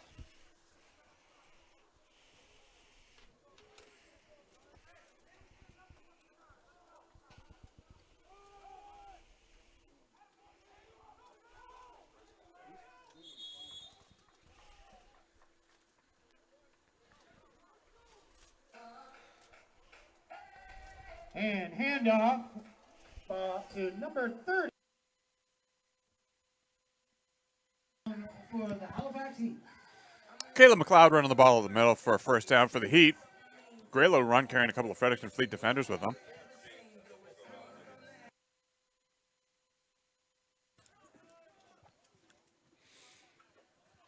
And Halifax got to be pretty happy with how the statement they're making here at the start of the second half.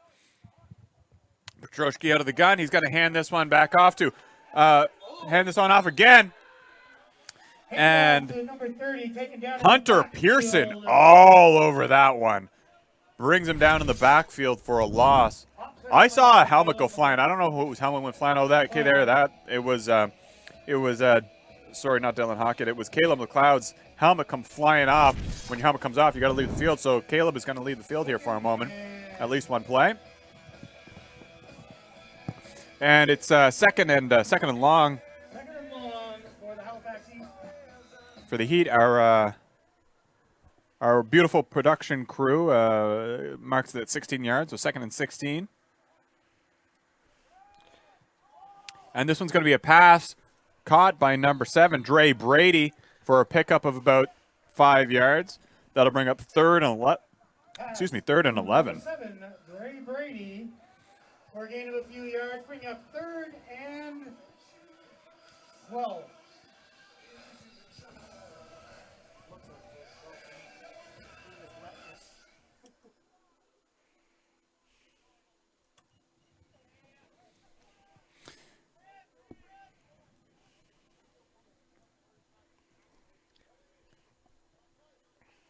And Halifax, this one's going to be a pass.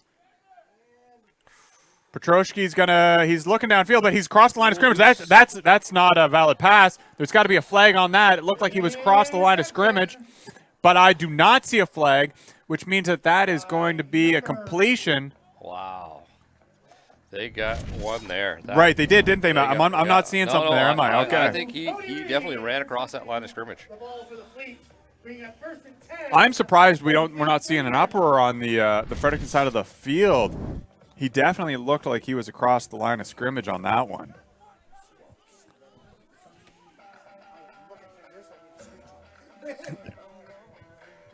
Wow. So Halifax with, excuse me. Sorry, was that an That was an interception. Okay, it was an interception. So so that's why we're not seeing the There we go. Fredericton get upset. I was looking at the quarterback, seeing Yep. trying to see where he took off from there. But Fredericton catches the ball, so they're not going to complain. But I still maintain that ball probably should have come back. Yeah, if anything, the flag thrown and then declined with the interception. Right, but we didn't see the flag. We didn't see the flag. No. So The number 24 runner- regardless, the result of the play is Fredericton football. And their first play is going to pick up a couple of yards for them, 3 yards, so they'll bring up 2nd and 7. Yep. And 7 for the Fredericton Fleet. For the Fredericton Fleet. Now the rain I see is start picking up again here, and I think this is what we're going to see all day. Just patches of rain on and off. There's Yep. a lot of rain. A lot of water going to fall on this field throughout the day. Grayson Rudders pass intended for. Excuse me, Eric LeBlanc. Pass intended for Braden McNamee. No. Pass intended for Braden McNamee. Yep. Incomplete. Bringing up 3rd and 7 for the Fredericton Fleet. But the ball was ball again short, and the ball's been short for most of the day. That's just what Grayson's been throwing. And Grayson, of course, is Grayson is not the. Sorry, yeah. So Grayson has been he's been the backup for the UNB Reds for the past couple of years. He's made a few great completions today, and he's going to make another great completion to Thomas Hoyt for a first down on a 3rd and 7. Wow. So real clutch catch by Thomas Hoyt for a pickup of about 12 yards. There is a Heat player. He's taking a knee, so somebody's going to come and take a look at him. But he's on a knee. He doesn't seem. He's going to come off. He's going to have to come off the field, but he doesn't seem to be injured. That's number 91, Kevin James. Yeah, he looked fine through all of that. I'm not sure what happened there. Well, you know what? If you were to see me on the field right now, you'd be seeing me take a whole lot of knees. So, without anybody having touched me. So, but no, it's but Kevin leaving the field under his own power. So, not sure what happened there, but he seems to be okay. So Fredericton 1st and 10 on their 47-yard line. Looking like 3 receivers left, 2 receivers right. This one's going to Nick Parker. Nick Parker's going to run. He's trying to run up the middle. He's trying to make his cut. Hang on to that ball, He's trying to break a couple of tackles. Not really fully able to break any, but he holds onto the ball. That's the most important part, and that'll bring up 2nd down. And he did pick up a couple of yards. And that's a gain of about 3 yards. So I think that's going to be 2nd and 7. 2nd and 7 for the Fredericton Fleet. Yeah, that's a good confidence builder for him after the last couple touches where he's unfortunately let the ball go. And to get that a little bit of confidence going, hopefully we see him to take off here in the back half here now.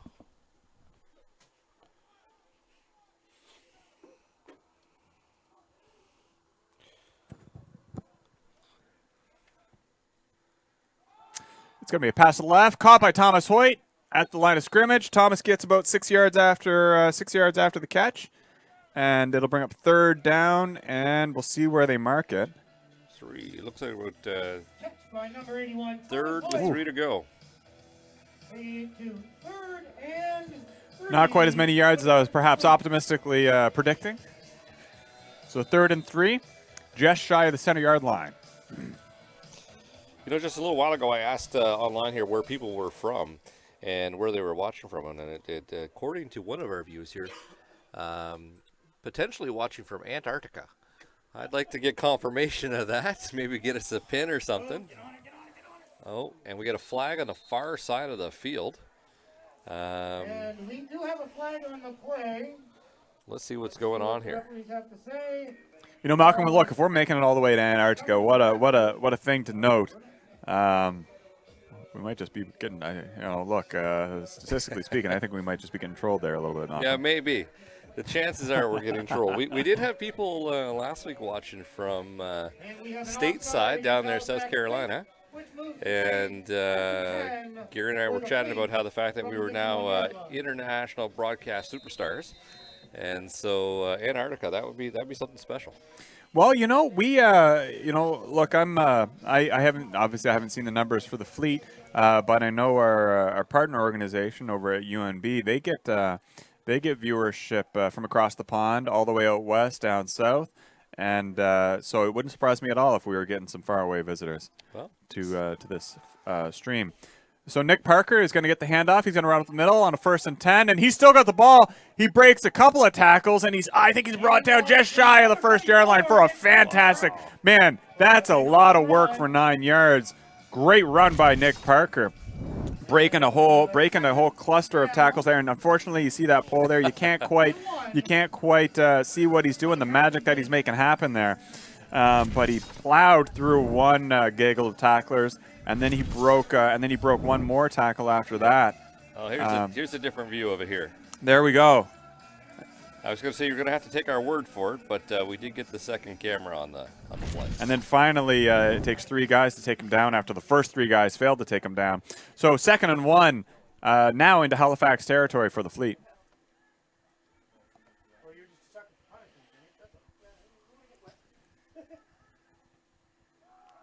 Going straight back to Nick. And this one he gets a clear run to the middle, but he puts the ball on the ground. Now, did he come up with it? I think he did.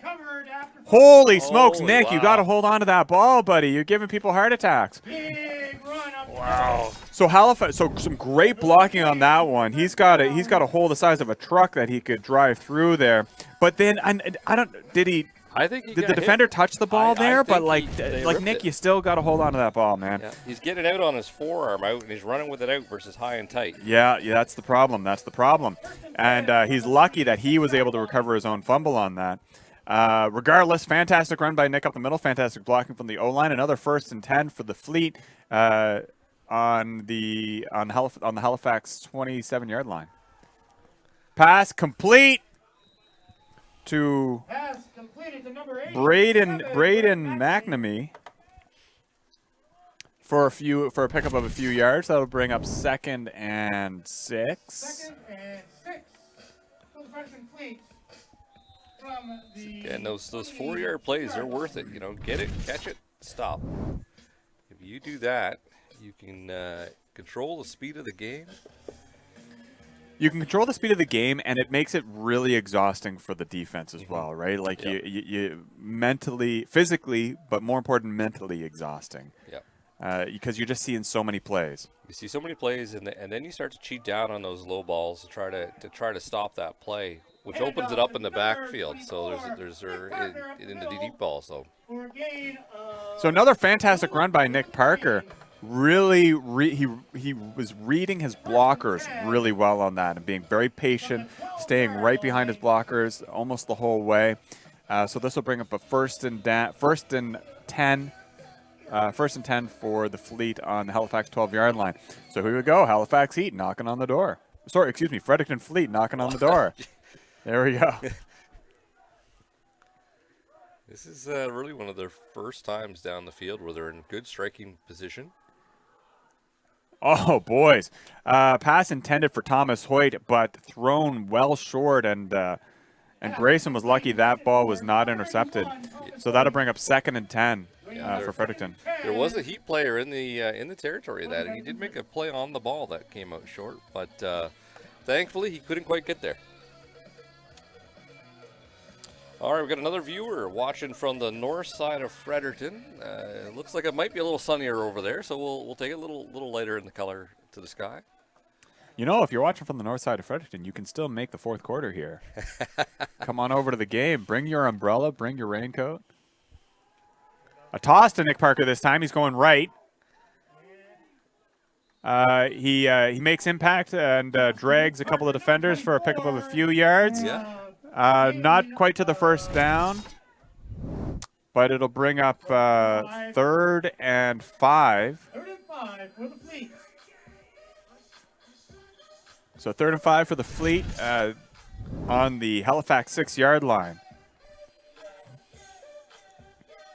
Oh, third and 4. They just wiggled it. They wiggled the down marker forward a little bit.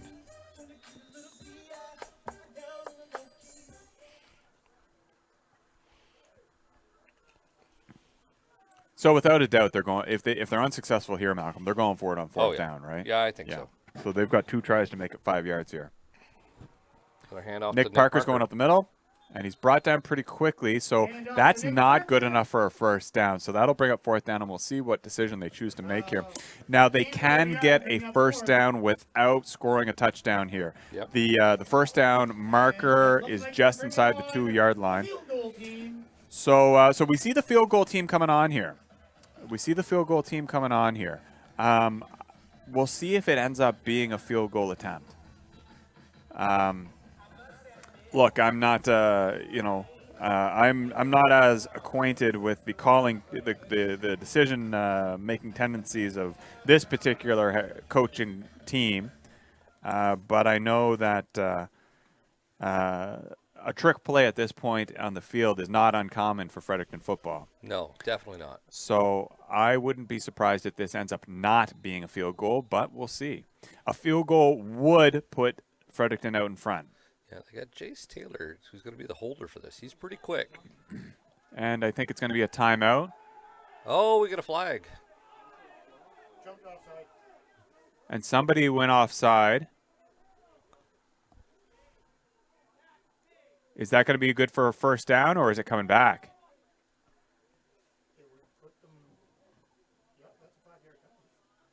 If it's a 5-yard penalty, then that would bring us to first down. And that's a first down for the Fleet. So, mistake on the Halifax side of the ball is going to give Fredericton a full set of downs on the Halifax 1-yard line. So here we go, first and goal, potentially having to settle for just 3. And now Fredericton has 4 opportunities to push the ball. Just one. Well, where are they marking it? They're marking it the 2-yard? They're marking it at about the 2 yards, so they're putting it about the 2-yard line. Yep. So 4 attempts to make it 2 yards to put up 6 points in the PAT. Just a momentary lapse of concentration, and you get that step off like that, and it's could be a costly mistake. Pass to the right. Looks like he was looking for Thomas Hoyt. Again, very short. Falls incomplete.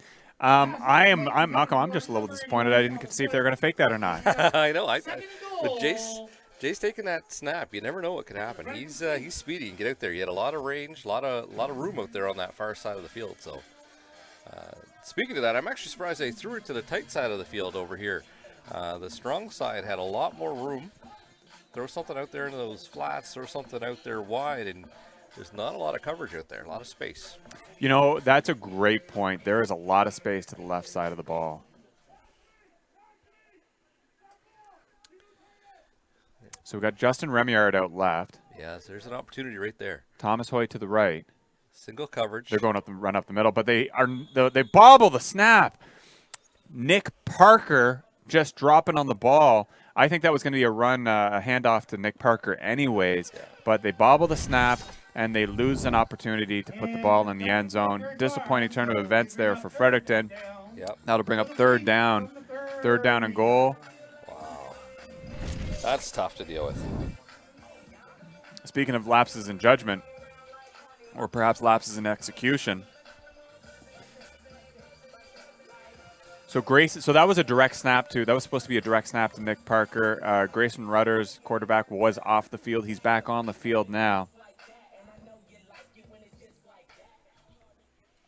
So that's why we only saw 2 receivers out on that last play. Mm-hmm. So Nick Parker in the backfield. And it's going to be a handoff to Nick, but the Heat are all over that one. There was at least 2 guys meeting in the middle. Nick, that's a loss of yards. Yeah. I think we're going to see our field goal team come back out to the field. Here we go. So this is going to be 4th and 5. So here, 2 fantastic goal line stands today, one by each defense, one by each defensive unit.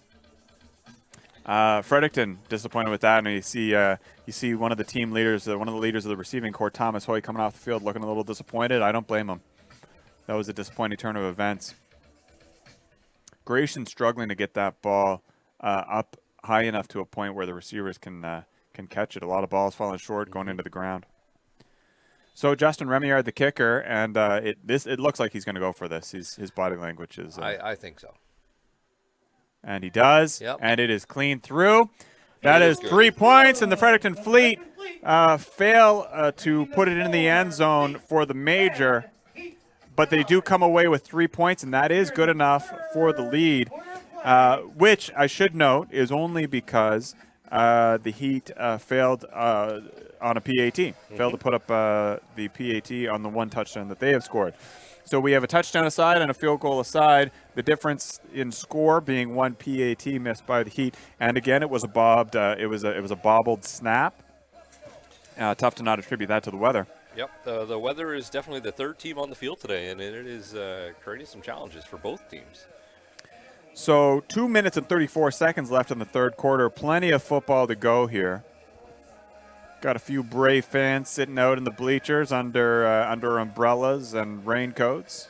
You know, I love having them here, but I have to say, with this announcing duo here online, I'm surprised they're not sitting in the car watching it on their phones or something. Well, there are. If you look over, yes, there are some lights on in cars that are sitting in the parking lot. Yep. So maybe some are.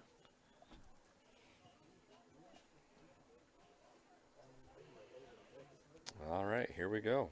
We're lined up. So Fredericton going to kick off following their field goal too. So Halifax electing to make Fredericton kick off. Justin Remillard, the kicker, and it's going to be a short kick. Does it go far enough? I don't. No. It did not go far enough. But the Halifax player was the first player to touch it, so there won't be a flag on that. That was, you know what? I'm going to say that was a well executed attempt by Fredericton. You had the Fleet players following that ball just an inch off, and the Halifax player, the ball just didn't quite go quick enough. Right. And the Halifax player was able to get there first. Oh, and you know what? I think they're going to say that Fredericton touched the ball before it went 10 yards. And that's probably what they're conferring.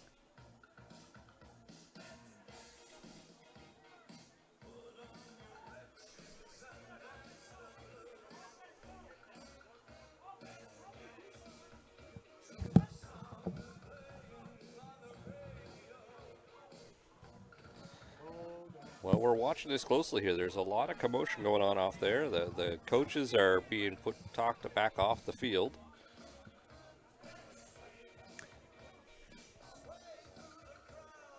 So coaches Taylor and Madsen not happy with something that went on there, and I suspect what they're arguing is whether Fredericton was the first to touch the ball. Because from this vantage point, at least up here, it looked like Halifax went and touched that ball before the 10-yard line, which would mean no penalty. But if Fredericton touches it before it goes 10 yards, that is the penalty, and it looks like that's what they're getting dinged for. But well, excuse me, I think that maybe they picked up the flag. In any case, the ball is where the Halifax player landed on it. So 1st and 10 on Fredericton's 54-yard line. I tell you, we got to get those refs mic'd up. That would be great. That's a great next step. Yeah. Oof. Oh, that was close.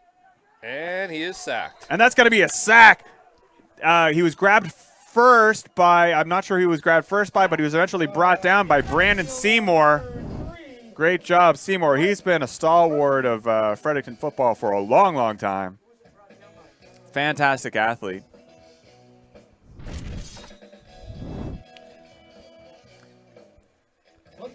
But brought down by that's Brandon Seymour. Brandon Seymour. For a loss of about 2 yards there. That's what that turned out to be.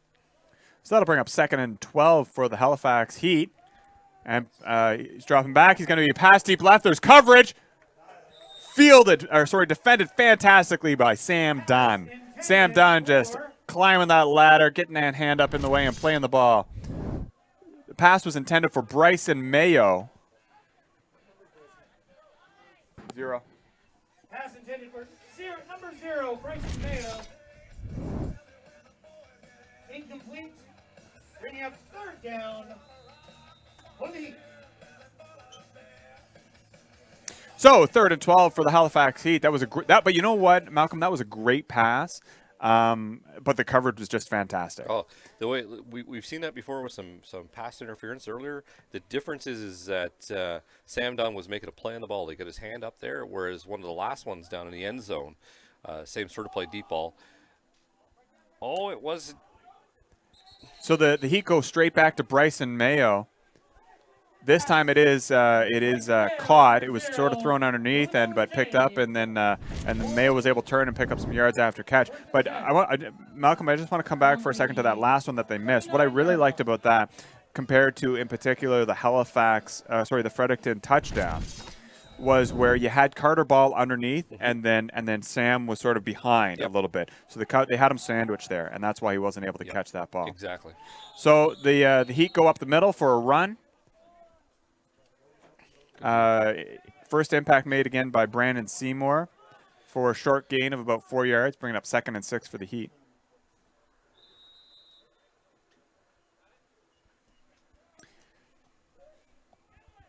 So, but Bryson Mayo demonstrating why he's the workhorse of this the receiving core for the Halifax Heat after missing that last pass or having it defended. He catches the ball, picks up a big gain, and they go back to him again, and this time a little overthrown. Carter Ball on the coverage. Incomplete. Bringing up 3rd down. So that one to Mayo was unsuccessful, and it'll bring up 3rd down and 6. 3rd down and 7. I can't do math today. 1, 2, 3. 3rd down and 7 for the Halifax Heat. Yes. On the Fleet's 36-yard line. Halifax has 3 receivers out to the right. Yeah, there's a good opportunity over to there. To the left. Yeah, there's a lot of open space. There is. There's only 2 defenders over there. Doesn't even look right, though. Doesn't even look right. He was going to Mayo that entire time. So pass complete to the left. It worked there. It looks like it's a 1st down, but that strong side of the field, there was a lot of opportunity over there. They had a player advantage over there with three offensive against 2 defenders. Could have been something big over there. But hey, it worked. They got a 1st down. They got a 1st down, but you know what?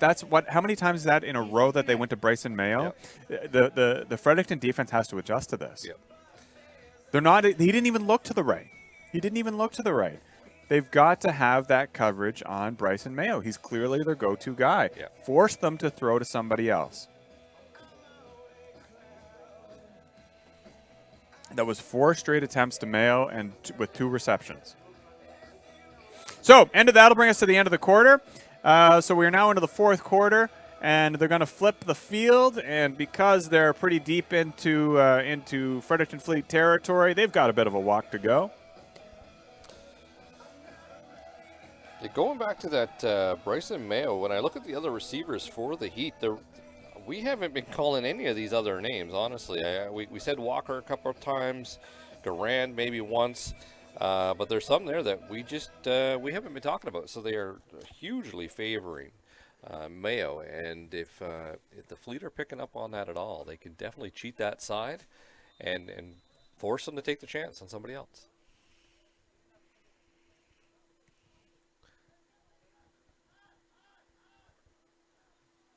Makes you think they don't have the confidence in the other receivers that they have in Mayo.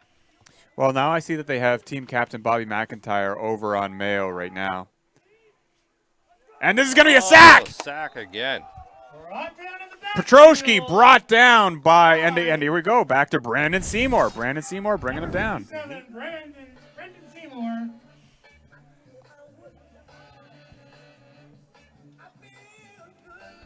Oh, I'm sorry, was that Brandon? I'm not sure that was Brandon. He was right there. If that wasn't Brandon, whoever it was that got it, and you're looking at this after, I apologize. I'll owe you $1 for getting your name wrong. All right, in any case, here we go. So 2nd and very long for the Halifax Heat.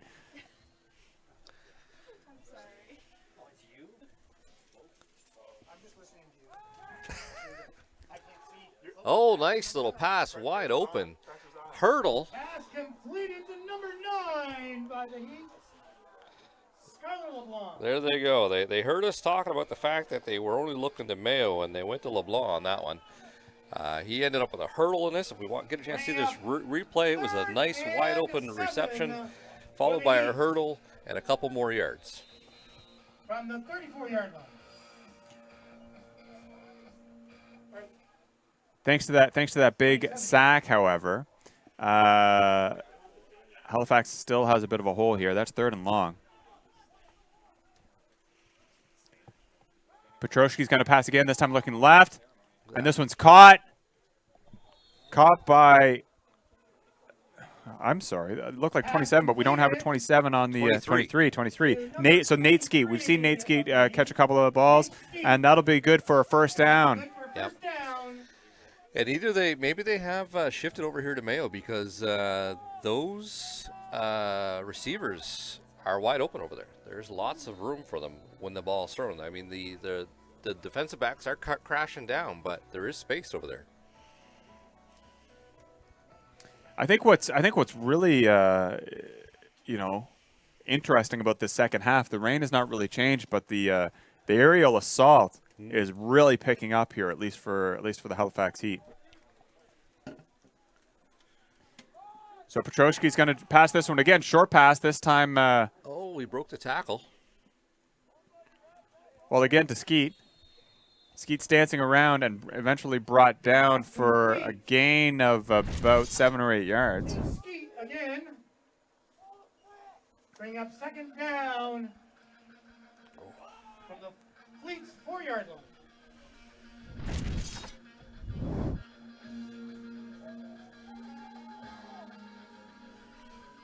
So 2nd and 2. Halifax Heat. Sitting on the 4-yard line, so they're knocking at the door. Let's see what they do here. Fredericton has stopped them at this point in the field once already. Can they do it again?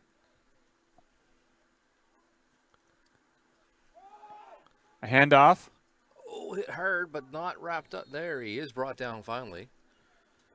Eric Henderson ran into a couple of defenders and tried to bounce out to the left. Ultimately brought down before being able to get in. That'll bring up 3rd down, 3rd and short. There is room for Halifax to get a first down without scoring a touchdown. So they could get a fresh set of downs if they can move the ball. If they can move the ball just 1 yard in either this or the next attempt, they'll get a fresh set of downs. And we do have a time, Mike. So it looks like Halifax is going to call a timeout, trying to get their ducks in a row. We have Mackay Hill checking out, Melvin Palin checking in, and Halifax is going to take advantage of the timeout and get a bit of a water break as well. During this timeout, we should take a moment to thank our sponsors. We have Grim Ross, Royalty Roofing, the Jake Thomas Celebrity Curling Classic, Classic Stoves and Fireplaces, Luna Rogue Pub, downtown Fredericton, Dr. William McIntyre, Jean Coutu, owner Alistair Bursey, Flawless Anti-Aging and Laser Clinic, and Dr. Natalie Wallace, along with Hickey Optometry. Thank you to all of our sponsors out there. Without the sponsors, it's tough to make this happen. And we thank you for your support.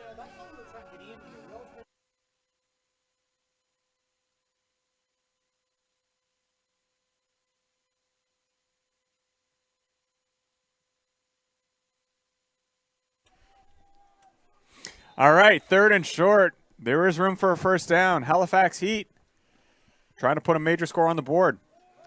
And it's going to be a run to Henderson, and he's knocked down in the backfield. That's going to be for a loss. That's Bobby McIntyre, longtime captain of this team. Bobby's got to be pretty happy about that. But holy smokes, Bobby, you know what? That's not bad. Bobby's pushing 40 now. Bobby's pushing 40 now. Good for Bobby. Big tackle for a loss.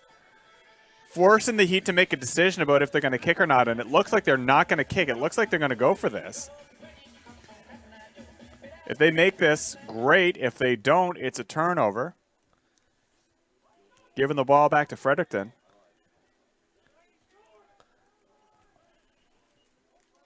Low snap. Looking to pass. Pass complete. And that's going to be a Halifax Heat touchdown. Complete to Mayo. Number 0, Bryson Mayo. Their go-to guy of the half.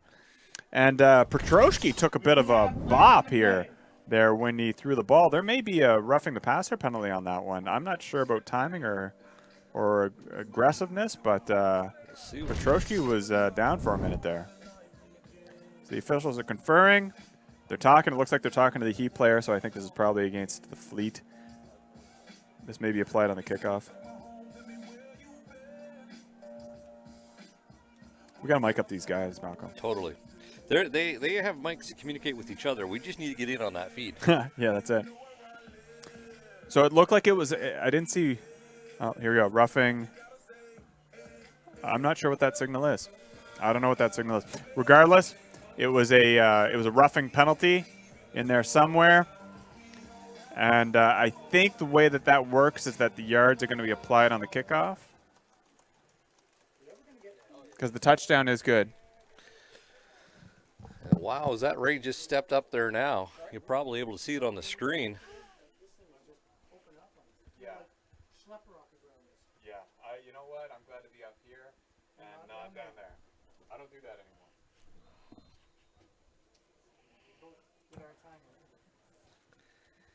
All right, so Heat going for the PAT. They missed their last one. Let's see if they can make this one. This snap looks good, and that one is good. And the conversion is good. There we go. So the Heat are going to take a 16-10 lead over the Fredericton Fleet. 10 minutes left in the fourth quarter. 10 minutes left here in the fourth quarter Of this sloppy, wet game.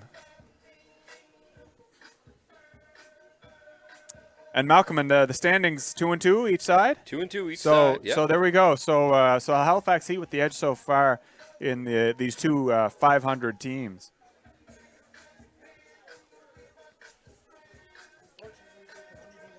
So the Heat will kick off to the Fleet.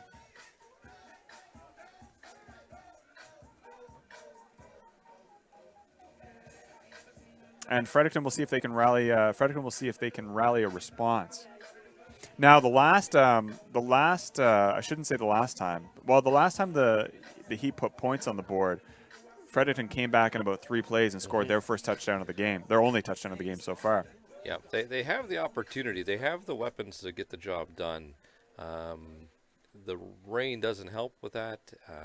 And unfortunately, with both their starter and second running back not in the game any longer, that limits your weapons. It slows it down a little bit.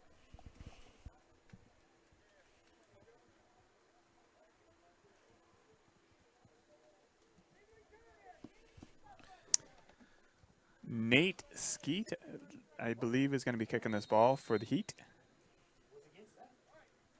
Nate Skeet is kicking the ball for the Heat to the Fleet.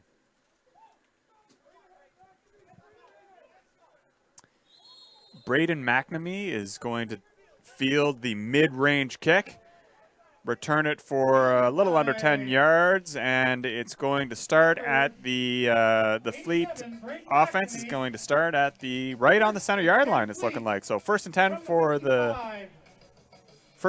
Fleet on the center yard line.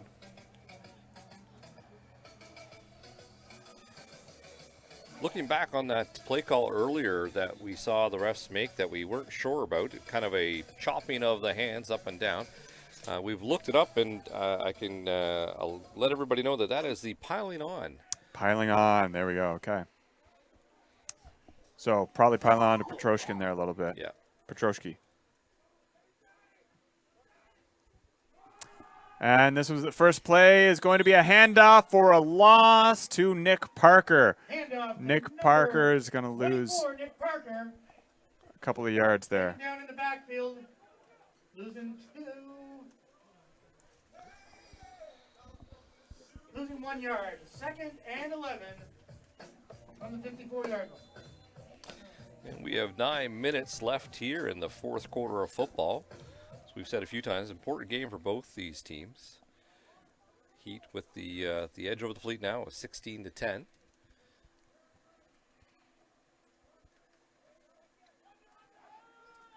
Grayson Rudder dropping back. He's looking for a target downfield, and he throws. It looks like it might be good, and that is There's caught by Justin Remillard. He's still going. And he is going. Wow, what a play. And eventually brought down by Skylar LeBlanc. But a huge catch by Justin Remillard. And you know what? That ball itself was also a little short. But Justin Remillard does a great job at bringing it in and turning. And I think if that ball hit him in stride, that was a touchdown, no doubt. But Justin Remillard did a great job at adjusting to that ball, bringing it in. And great throw by Grayson Rudders as well to get it to him. That's a 40-yard play. Malcolm, I saw you doing the math there. Thank you for doing the math. I would have got it wrong. Absolutely. So 40-yard play for the Fredericton Fleet. Great job, guys. Grayson Rudder looking left this time. And that's going to be a touchdown complete to number 85, Eric LeBlanc. And I think that might be the first or second time we've called Eric's name today. Eric LeBlanc with the big score. And Joe, so here we go. Halifax putting points on the board, and Fredericton immediately coming back. Fredericton's showing some great mental resiliency here today. All right, let's see. Special teams. What are we going to get? Are we going to hit this? Are we going to hit the roof? We're going to hit the roof? What are the odds on this? We're going to find out. Odds are high on the roof. Odds are high on the roof. Justin Remillard, after having that big gain of 40 yards, he's the kicker, and he's going to put it. He's going to put it through off the roof, and it goes. Oh, it almost went over the roof. And double points if you go over the roof. On the conversion as well, bringing that score. We're 17-16 now for the Fleet, so this is a game. We're going to be coming down to the last 8 minutes of the final quarter with both teams. Anybody's game. 2 minutes on the dot, was it? I think that last drive started at 10:05, 10:04 maybe. Sounds about right. 2 minutes, almost 2 minutes on the dot for that drive. Saw a couple of great receptions. So you know what? We're seeing the aerial attack for both sides taking prominence in the second half. Mm-hmm. We saw a lot of drop balls by the Fleet in the first half. Good to see that they made the adjustments necessary to be pulling those balls in now, and the long balls too. And you know, that's not easy. It's not easy catching those balls in this kind of weather.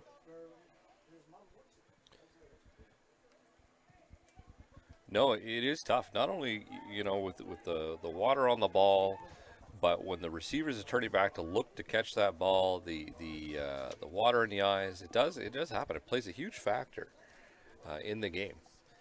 But I think with the Fleet making the adjustment with the now running their third string running back, still leading in on him, but needing to put that ball in the air a little bit more. Oh, false start. Oh, the ball fell over. Gonna hold it, or are we gonna? I think they get a couple of tries before they have to have somebody hold it. And I don't think it's raining a whole lot out there, so. Or sorry, excuse me. I don't think it's winding a whole lot out there. It is raining a lot, but the wind if you don't is think not this strong. is raining very much, you should stand outside. Come back in and let me know after 2 minutes. What a great kick! Fielded cleanly by go-to receiver Mayo. Yep. Mayo's going to the far side of the field, still moving. Oh, there he is, fetched up by number 35. That's Brian Quayle. Brian Quayle with a great open field tackle on Mayo. 39-yard line, 1st and 10. Heat. So Halifax will get the ball for a 1st and 10 on their. Looks like it's going to be on their 40-yard line. Trailing by just a single point. 7 minutes and 56 seconds left in this fourth quarter. This is a tight game. That's what you want. I mean, you always want to see your home team win for sure, but honestly, the fans like it when it's a good back and forth game. Get that stress up a little bit. Enjoy the game. When it's an absolute blowout, then they're not very exciting. Bryson Mayo climbing the ladder to make that catch, brought down by that's Carter Ball. Bringing up 2nd and 5 for the Heat. 45-yard line. So a gain of about 5 yards. That'll bring up 2nd and 5 for the Halifax Heat.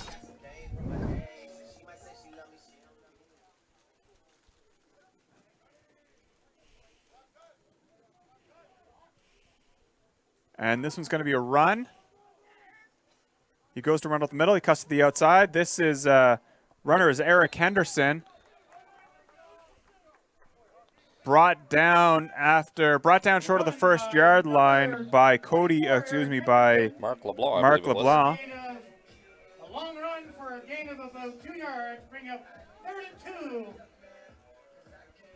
So that was a lot of lateral running for not a huge pickup. So that'll bring up 3rd and 2 for Halifax on the 48-yard line. Yeah, you mentioned earlier that the Fleet were able to go down in about 2 minutes and score, and we're coming up on 2 minutes now for the Heat, and they've really only gained about 15 yards or so. Oh, pass hit the numbers, but amazingly defended by longtime captain Bobby McIntyre. Yeah, now we're got an interesting situation. 4th and about 1.5 yards. 6 minutes left in the game, down by a point. Bobby McIntyre, also the vice president of the team. So a great leader on this team, and he had a nice hard tackle. That was right in the numbers. I don't remember who the head receiver is, but it was right in the numbers. And Bobby hit him hard and prevented him from bringing that ball in.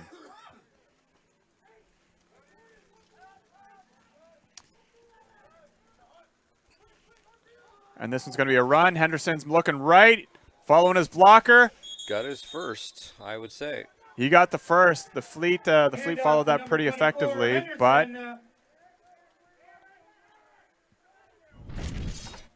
Henderson calling for a face mask, I think, but he does not get the call. Doesn't matter. That's a 1st and 10 for the Fleet. 1st and 10 for the Heat on their 51-yard line. Yeah, watch that replay. I didn't see any hands on the face at all in that scrum, so not sure why he was trying to pull something extra there.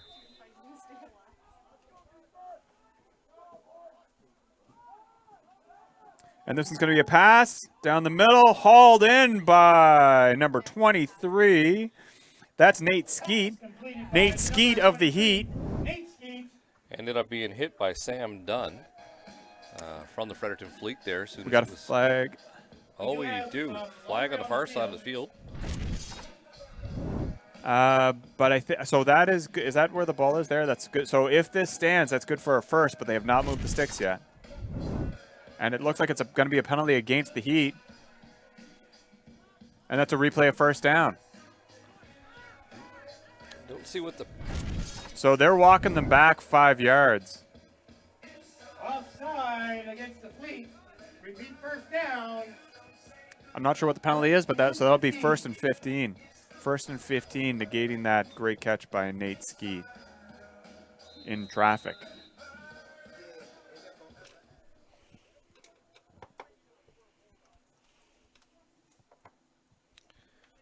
So the timing here, Malcolm, that's an interesting point. Okay, we'll see what they do here on this play, but then I'll come back to that.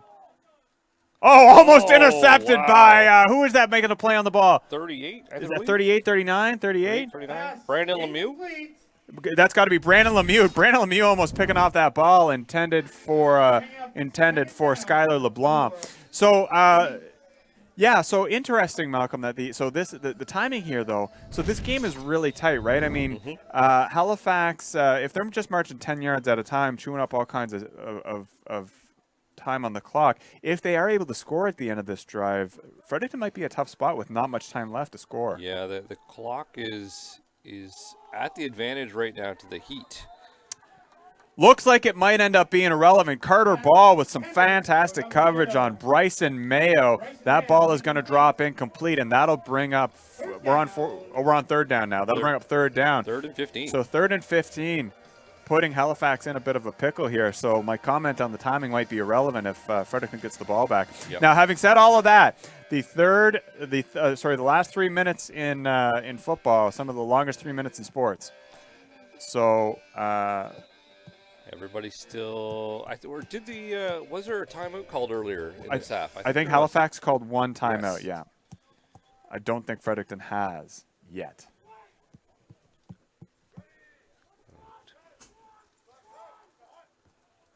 Here we go. Another pass play, obviously short underneath, but to Mayo. He missed it.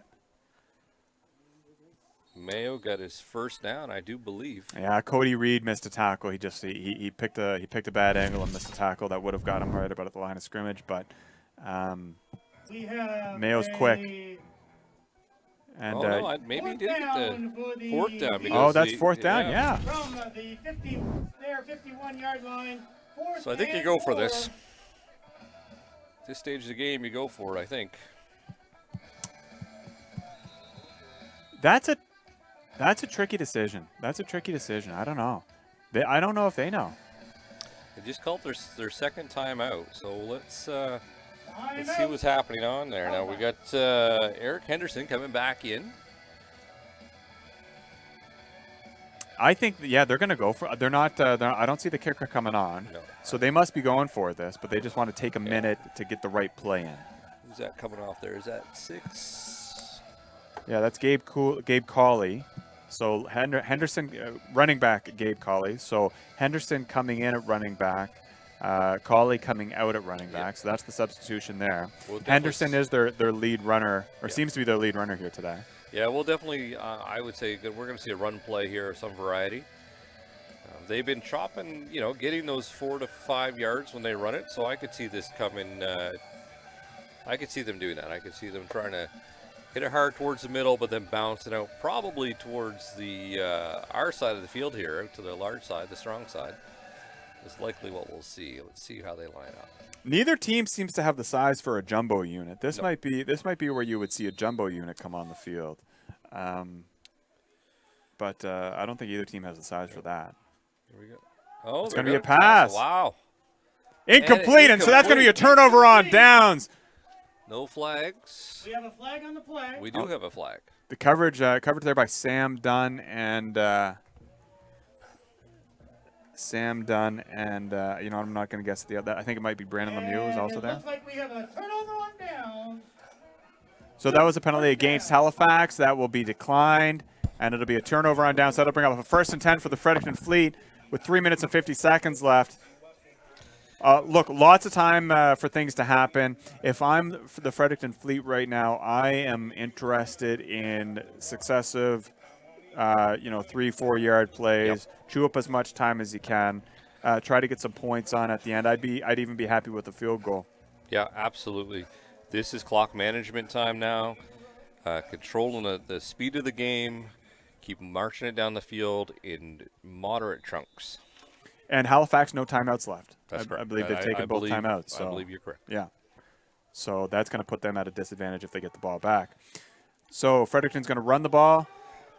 Nick Parker's got to keep that ball tight. He's getting it out there again. He's running with it out wide on his arm. And Handoff to number 24, Nick Parker. they know that that's an opportunity. And so you might just see, don't worry about the tackle, but just slide an arm down his carrying arm. That's all it'll take to knock that out of there. He's got to get it high and tight.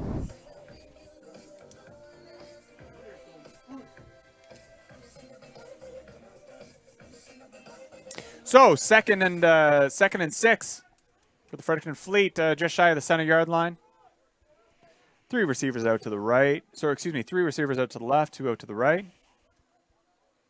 It's going to be a run, handoff to Parker. Parker, hold on to that ball. He makes it back to the line of scrimmage, and that's about it. Brought down by multiple Halifax Heat. I think we got a turnover. Did that ball hit the ground? He's again went into the scrum, into the contact with the ball out off his body. And let's see what the call is. No, we see the Fleet coming off the field as well. That is a turnover. Turnover. Fumble. Turnover on fumble. Number 24. Nick Parker. Nick Parker. Yeah, no, that's exactly it. Nick's got to hold on to that ball. Somebody's got to tell him, you got to hold on to that ball. You got to tuck it in, you keep it high.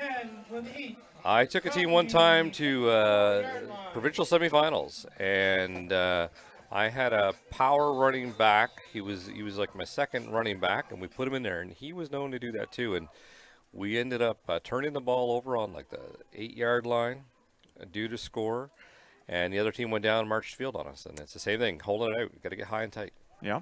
See the difference here? We look at how the Heat are carrying that ball right up to the chest. Yeah. It's running backs have to do two things. They got to run and they got to hold on to the ball. Yep. They're going to get contact. And it's one thing if you drop your arm when you're out in space and you're trying to get some speed, but in tight with the contact like that, it's got to be up on the chest. 6 from the 50. So second down for the Heat on the Fleet's 50-yard line. And the Heat have a fantastic opportunity here to steal a win from from Fredericton. Going back to Henderson. And off the number 24, Henderson. Going to get a gain of probably about another 4 yards there.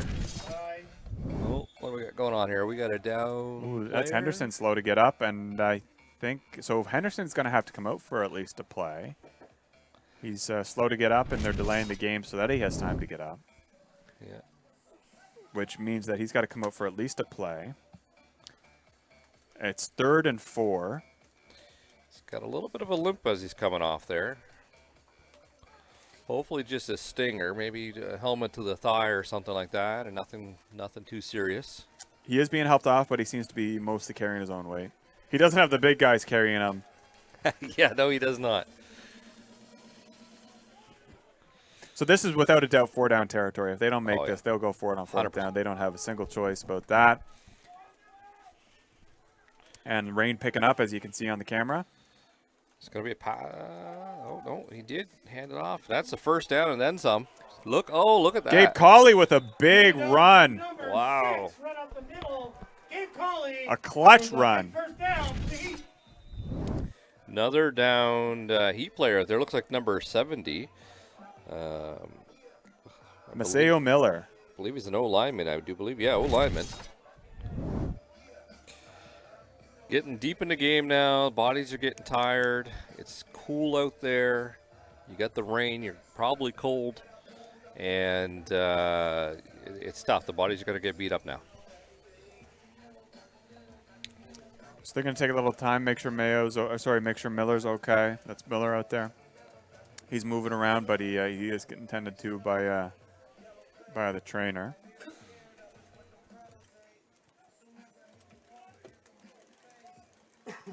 We're down to under 2 minutes left. 17 for the 17 for the Fredericton Fleet, 16 for the Halifax Heat. The difference being a single PAT that was missed by the Heat, where the snap was bobbled, and the kicker was unable to even take an attempt at kicking the ball for the extra point. But it may all be okay for the Heat because they are 1st and 10 on Fredericton's 29-yard line. The rain is pounding, and Fredericton has demonstrated a remarkable ability to bend but not break on the defensive side of the ball. So this is going to be a run handed off to Coley. Oh, and he's through. And he gets to the He's second still level. going. He's still going, and this is another big run brought down Wow. inside the 10-yard line. It is going to be 1st and goal for the Halifax Heat. Wow. Coley's definitely taking the opportunity with Henderson being out. Yes, with Henderson being out, Coley's taking the opportunity to definitely show his stuff and put some pressure on out there. You see Bobby Mack coming back out there in position. See what we get here. Go Another right back run. to Coley. There we go. A little bit more of a stuff on that one. Number 6. Maybe a small game. 3 yards, bringing 2nd and 7 for the Heat. So it looks like Halifax seems to have tricked Fredericton into thinking that they weren't going to run up the middle, and they got 2 big runs up the middle, and Fredericton's cued back into it. So they're going straight back to Coley. Same kind of run. And Still this time going. he's still going. He's Still not going. in. He's bottled up. He's short of the goal line, but not by much. That'll bring up 3rd and short. Wow. I'm sorry. Is it goal or is it 10? Can you get a first down? I can't. Maybe. No, I don't think there's a first down to be had here. Okay. It's a gotta go. It is a and Yeah. goal. 1. 3rd and 1. Yep. 3rd and 1 to for the go. Heat. Obviously, 2-down territory here. They're going to go for it either way. Well, I say that they end up going for a field goal. That's all they would need. A field goal is all they need. I think they'll kick a field goal if they don't make it here.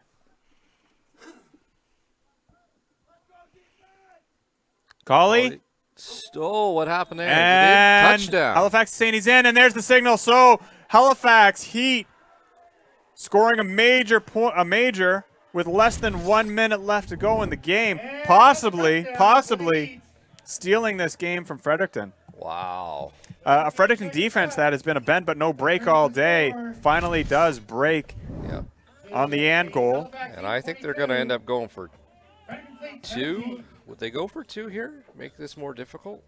There is no reason to go for 1 here, so they should be going for 2. 6 points doesn't really give them anything. No. 58 seconds left in the game. The Fleet's bench has gone silent. Well, their offense has a lot of work to do. They can do it, but it's going to be tricky. Fredericton does still have 2 timeouts. So this is going to be a pass, and that is going to be caught. So there's a there's a 2-point conversion for the Halifax Heat. So even if Fredericton goes down and scores a touchdown, that just ties the game. This is going to be very interesting. 58 seconds, and hopefully the Fleet remember that hurry-up offense that they were showing us at the end of the first half. That has been something that we haven't seen a lot of from them in the last few weeks. So let's see what they do here. Bobby Mack was in on that tackle in the end zone there after that 2-point attempt, and great contact, great hit. But the receiver was able to hang on to that ball as it came down.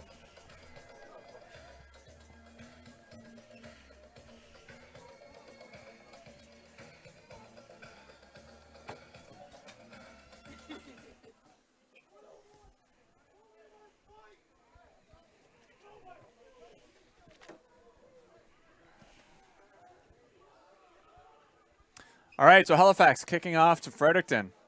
Less than a minute left in the 4th quarter.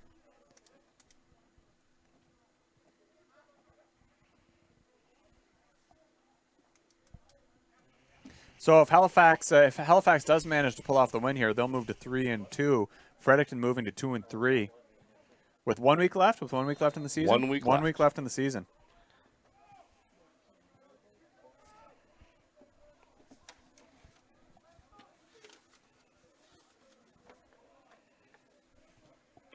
Big kick. Oh, great kick. Oh, no. Bounced out of bounds. And that's going to go out of bounds. That's a fantastic kickoff by the Heat.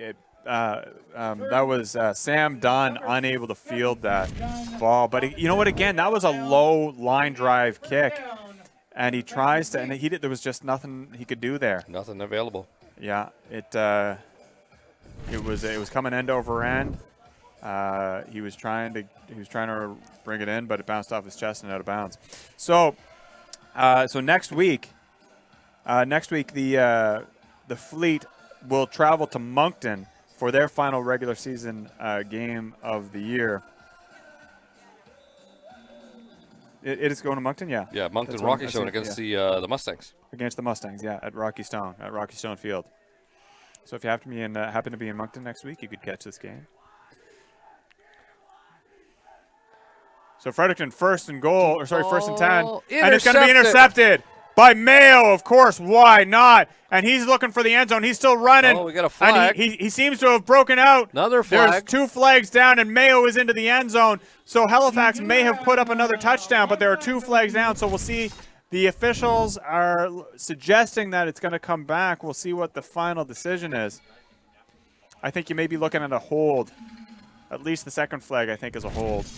I'm not sure what the first one is. The officials are going to confer. But both flags came after the interception, so I don't think Fredericton is getting this ball back. Yeah, without the ball back, that would be effectively the end of the game. I'm not going to try to do the math. I do think Fredericton still has 2 timeouts, but I don't think they can. I don't think they can. I don't think they can make that work with 41 seconds.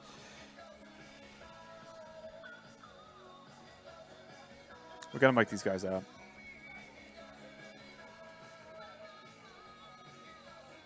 No, Matson's on the field. Let's see what's being said here. Ball's been placed at center field.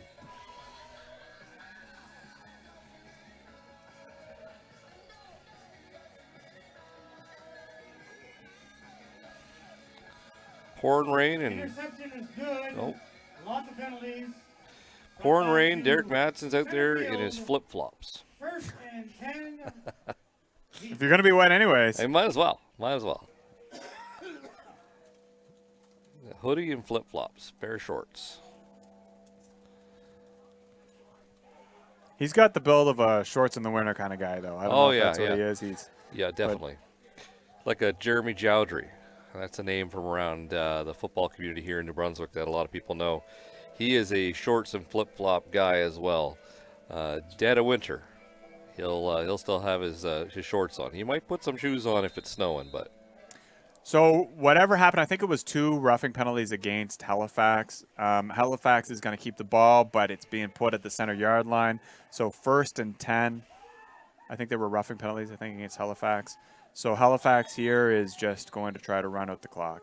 And Fredericton calls a timeout. He's going to try to stop them from doing it. Mm-hmm. So I think Halifax needs to get a first down to cap this.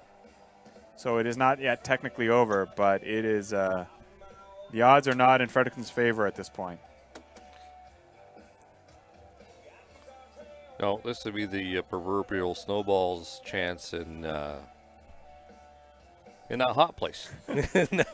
Not sure who's listening in. Snowball's place in July. Yeah, exactly.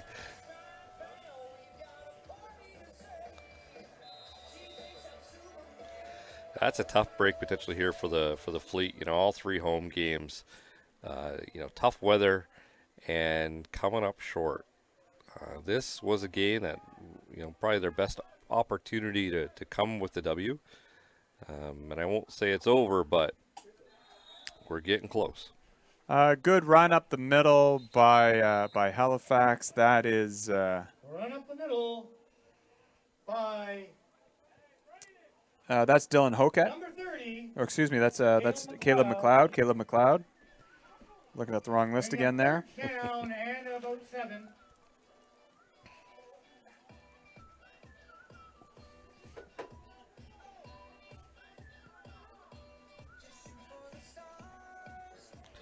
And I think Fredericton called another timeout there. Did I see that? To stop the clock? Would make sense. Yeah. Would make sense. They would call timeout there. Yeah. That would mean that they are out of timeouts. But if they get 2 more stops, they will get the ball back. Although I think if Halifax doesn't make it here, they'll just punt it. Which would make sense for them to just punt it away and then just play a very soft defense on that return. Still going, no, that's going to be short. It's 4th down. So Caleb McLeod runs up the middle, and that's going to bring up 4th down. And we'll see how Halifax wants to play this. I would, they're suggesting they're going to kick. I saw the coach's foot come up there indicating a kick.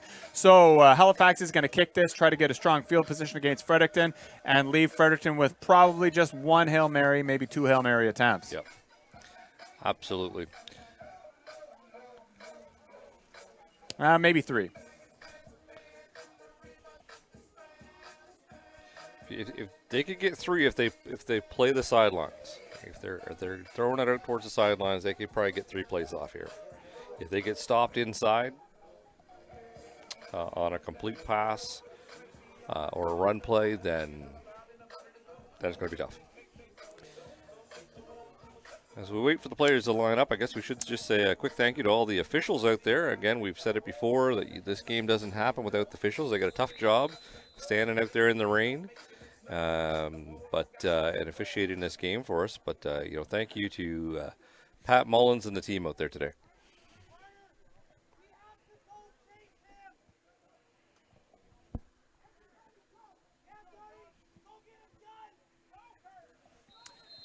Whoa! What happened there? A Halifax player took a tumble, seemingly unprompted. I'm not sure what that was about, but. Shoelace. He tripped over that white line out there. He tripped over that white line. That was weird.